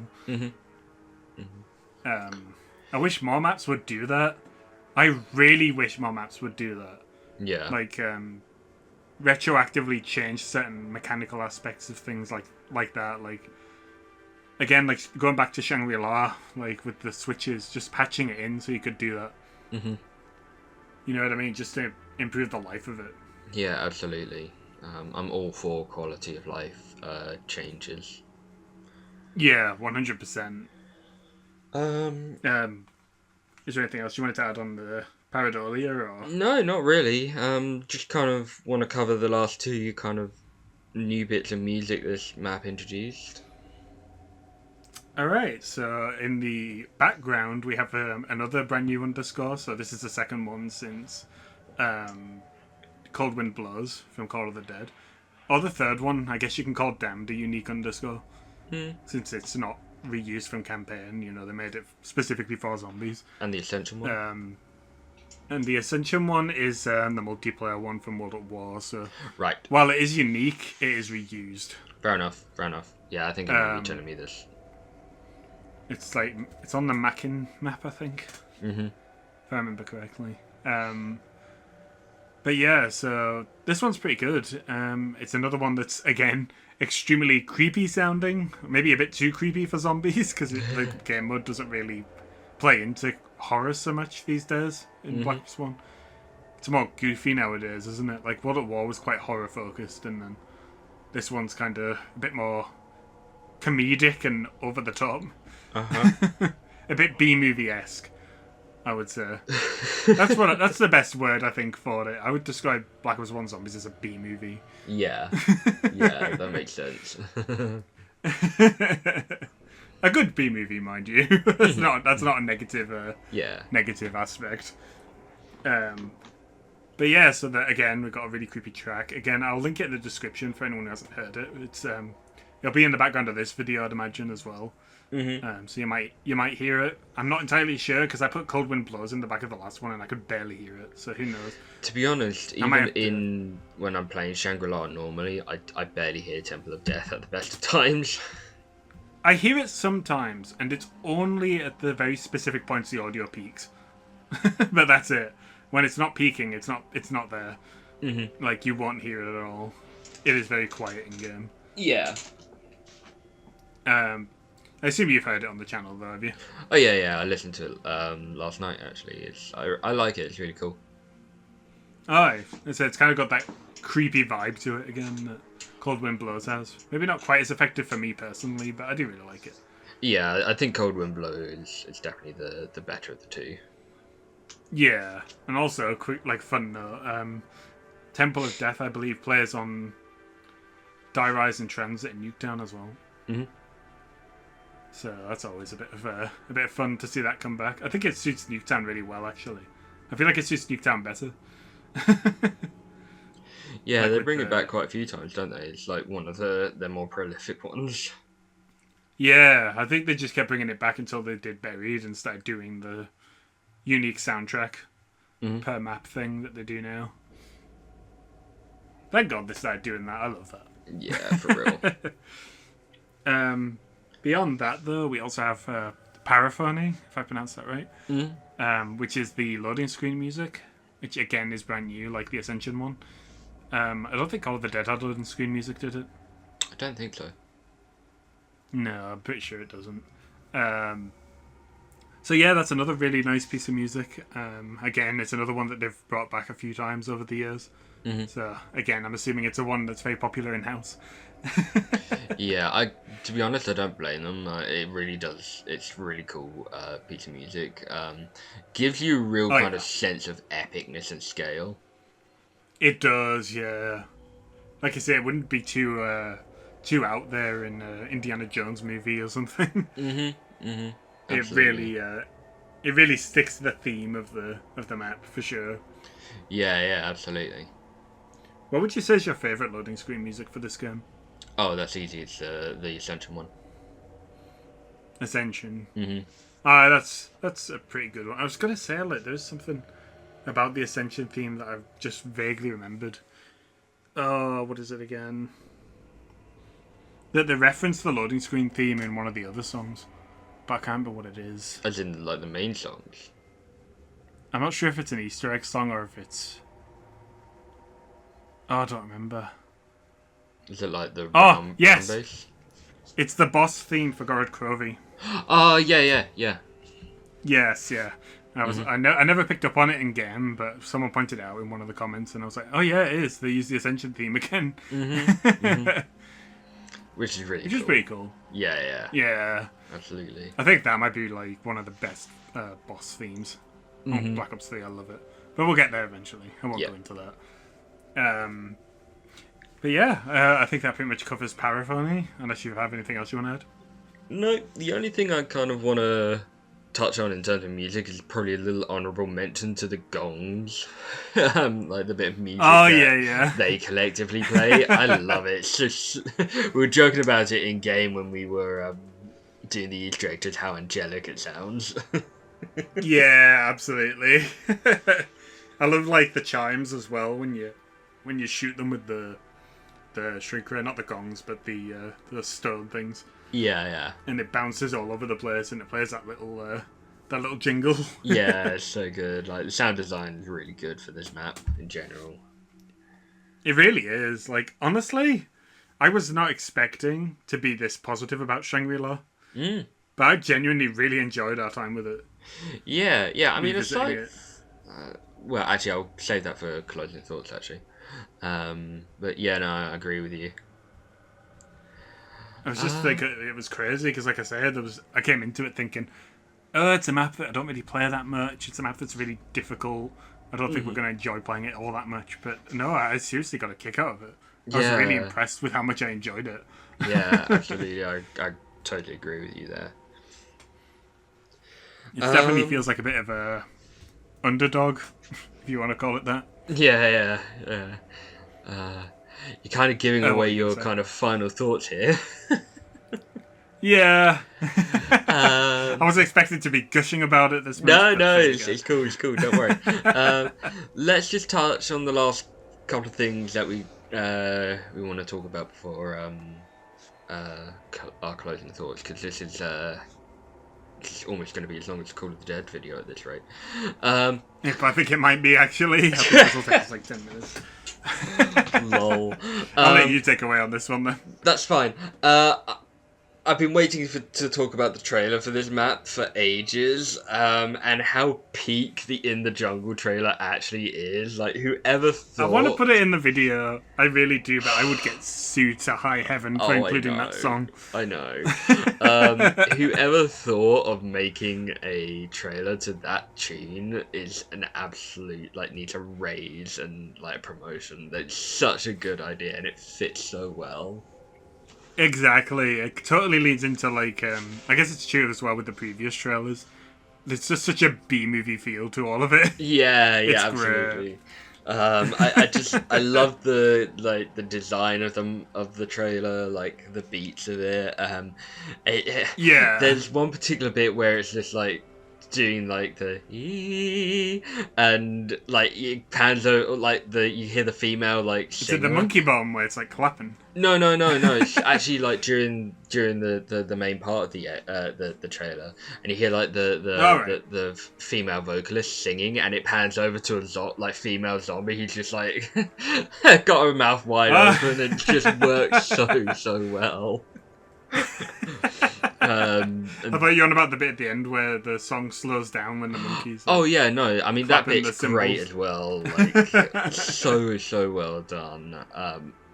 I love that when Chronicles came out, someone went in and actually remade that trailer for Up to Date. Oh, did they? Yeah. I'll see if I can find it.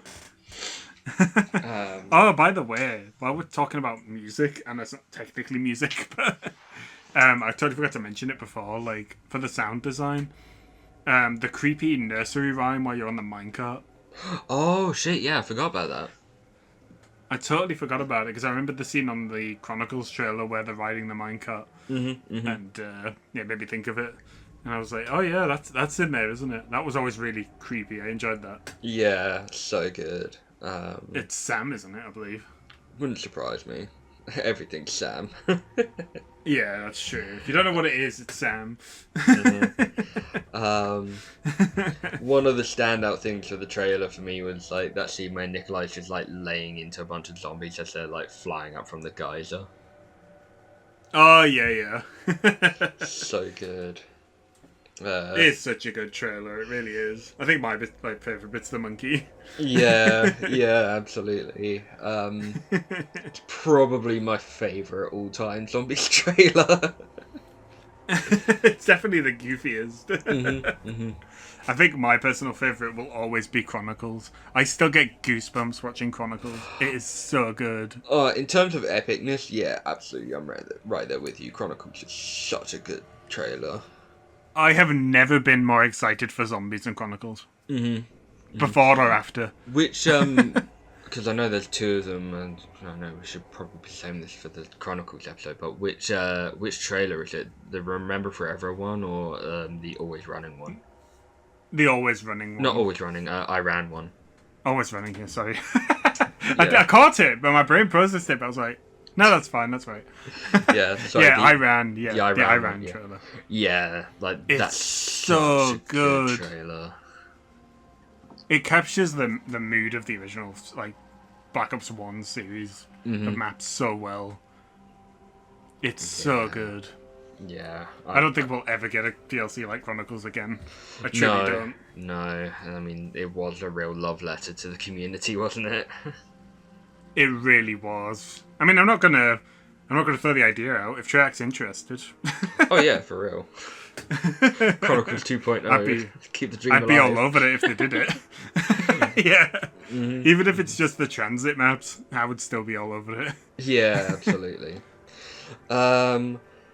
So let's go on to the Mars debate. Oh boy. See, I don't know a whole lot about this. I just know of the theory, but I don't know the ins and outs of it. I know that it's to do with the picture of the mountains. There's apparently a picture of Mars.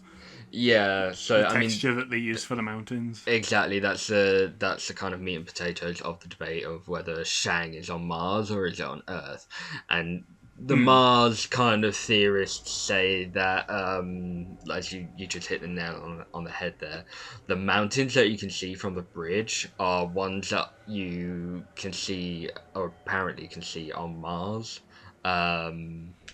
They probably just looked at it and thought, it's red mountains, the map's quite red in colour, so, or yellowy red, so we'll just use Mars mountains, because it makes sense. Yeah. I never personally prescribed to the theory. If I ever did, if there was ever a chance, the coordinates for the wonder weapon totally killed it. Well, exactly, yeah, and I think, just kind of looking back at the timeline excerpt, doesn't it also say... I know it doesn't say.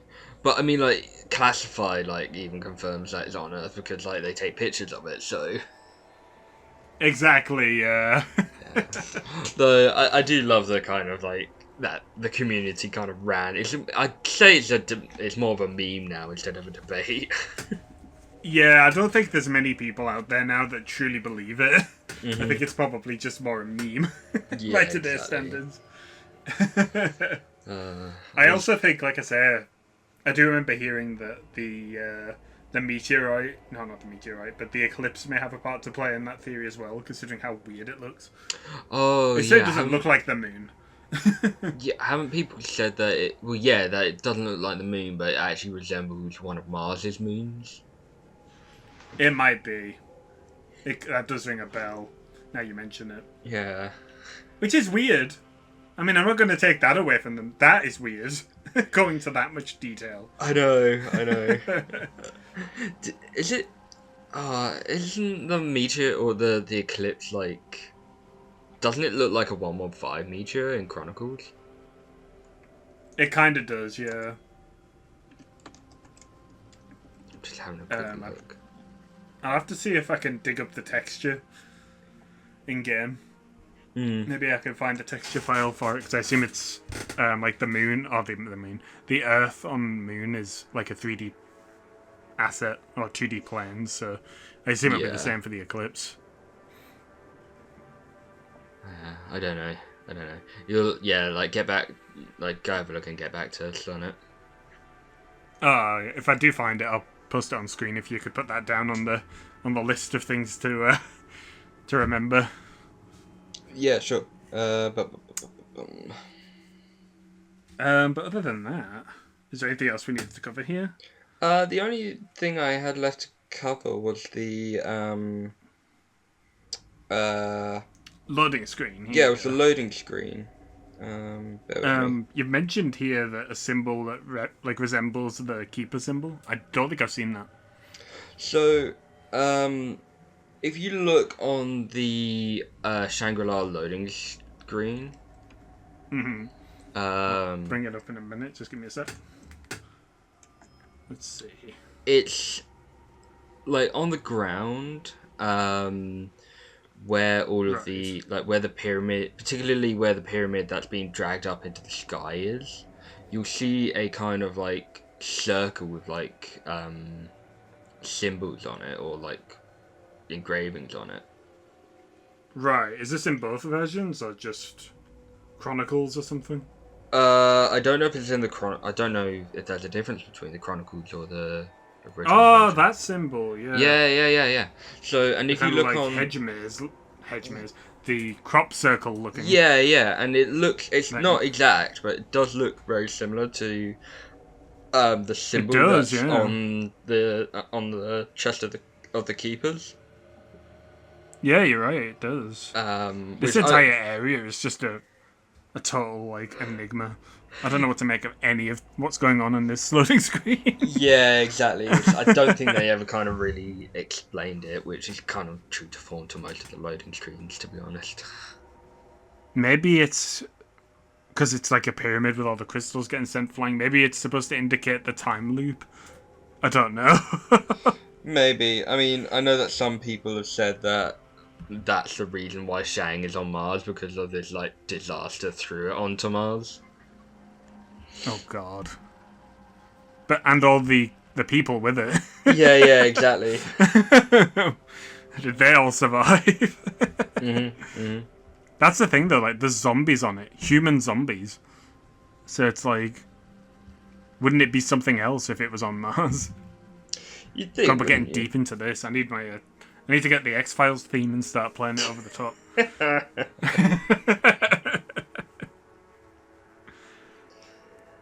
It's just such. Well, there you go. The eclipse on the loading screen itself actually looks normal.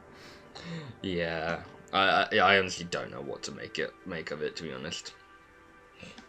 Yeah, I agree. Especially because, for Shangri-La, the eclipse is different. They could have easily just reused Derise's. But they didn't. They went out of their way to make a different one. I do find that particularly strange, I will say. Yeah, it kind of adds to the Mars theory. It does kind of add to the Mars theory. I'm not quite subscribing to it, but it does add to it. Like I say, I'll have to have a look at the asset myself and get a proper look at it. For real. Right, do you have anything else you want to discuss about Shangri-La, or do you want to go into your closing thoughts? Let's see. Just give me a second. Just bringing the thing back up. No, I think that covers it then. I was just seeing if there's anything else we hadn't touched on just yet. Fair enough. Alright, so what's coming your in thoughts? at 5 minutes shorter of the previous episode. Yeah, we've still got the rest of the outro to do, so don't hold your breath. Yeah, that's true. Good point. Well, take us away then. Okay. I really like Shangri-La, and I'm surprised at how much I like it, despite it being a very difficult map. I'm not usually a fan of difficult and tight zombies maps, but going over it today and playing it recently and going through the egg recently, I've really kind of started to look at it with new appreciation and enjoy it a lot more than I thought I was going to. Yeah. Yeah, I'm glad they kind of made it. It's not. I mean, it's certainly still not the strongest map compared to the rest of the season. It's still stronger than 5, but like Yeah. it's trying to pick out like gold from diamond or diamonds from gold really at this point. um, Yeah, I and think what keeps it where it is, for me, is its challenge. I think if they dialed it back just a tiny bit, I would probably consider this one of my favourites. yeah, absolutely. I mean, for me, I think it's space. I like a lot of run around room, and the fact that there are no training areas whatsoever in this map does kind of True. bring it down slightly. But honestly, it's not bad. It still would be up on the higher end of my list of overall. Oh, maps. yeah, for sure. I will say I'm really, happy to call it part of the Black Ops 1 season. Mm-hmm. It really is. It's a very unique map. I know unique is normally used to describe something that's bad without saying it's bad. But not in this context. Not in this context. Yeah. Yeah. Are you wanting to say anything else on it? Or is Oh, no. The floor is yours. Oh, okay, no worries. Well, I was going to say, I've already gushed about it quite a bit, so I probably don't need to repeat myself again, but I do, like Ayden said, I do feel like I have a huge new appreciation for it after having played it recently. I've always written it off as a map that I see in the map list, and apparently so do people who play Chronicles, because it's always got like 1% player base.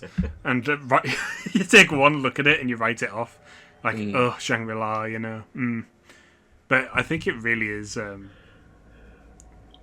like almost like the unsung hero of Black Ops 1. It's definitely proven itself in our playthroughs at least to be a really strong contender from what we've played of it. And yeah, I really quite like it now. I've kind of had like an epiphany almost about it. And I might actually play it today. You've got me in the mood. It's almost like the World War II zombies of Black Ops 1 for us, isn't it?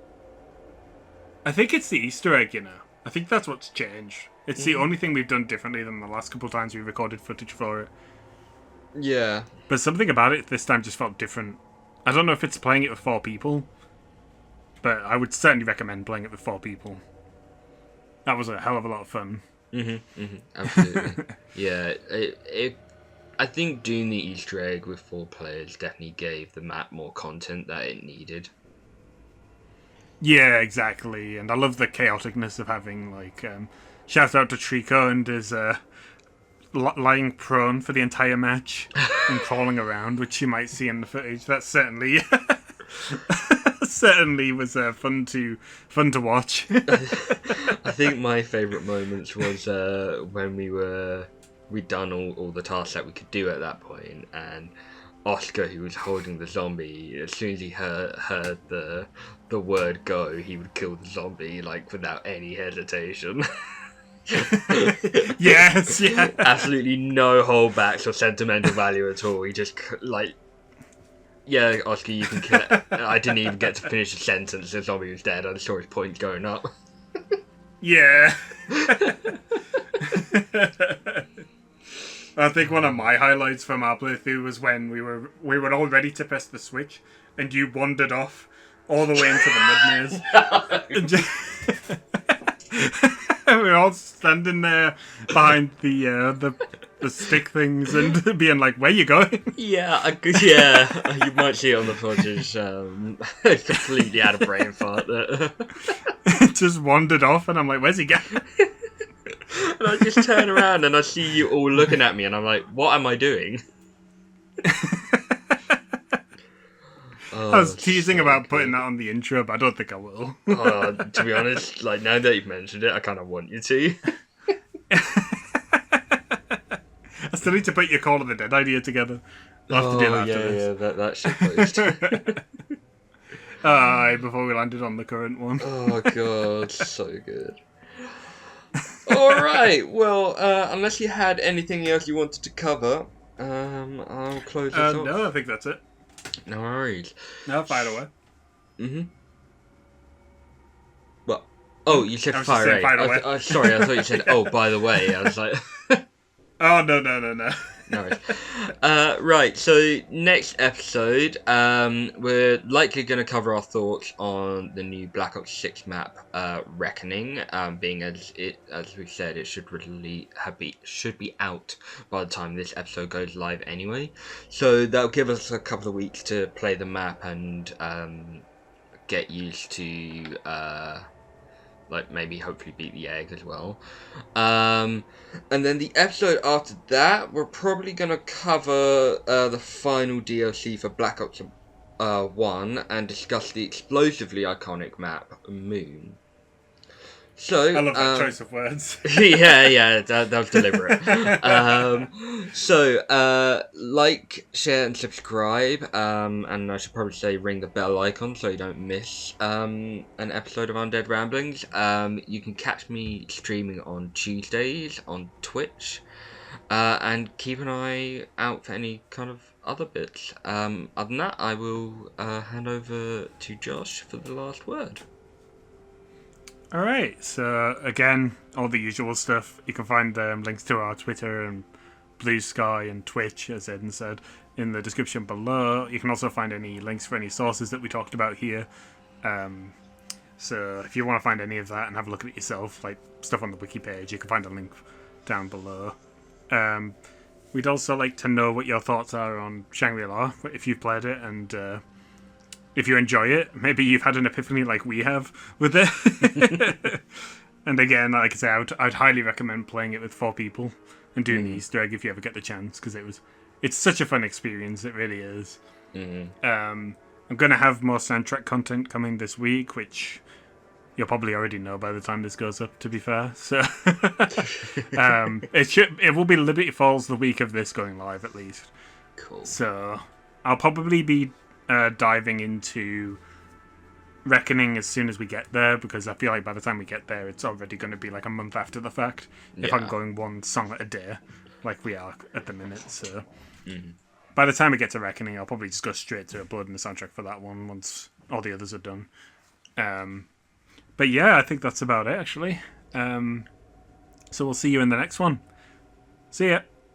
Bye.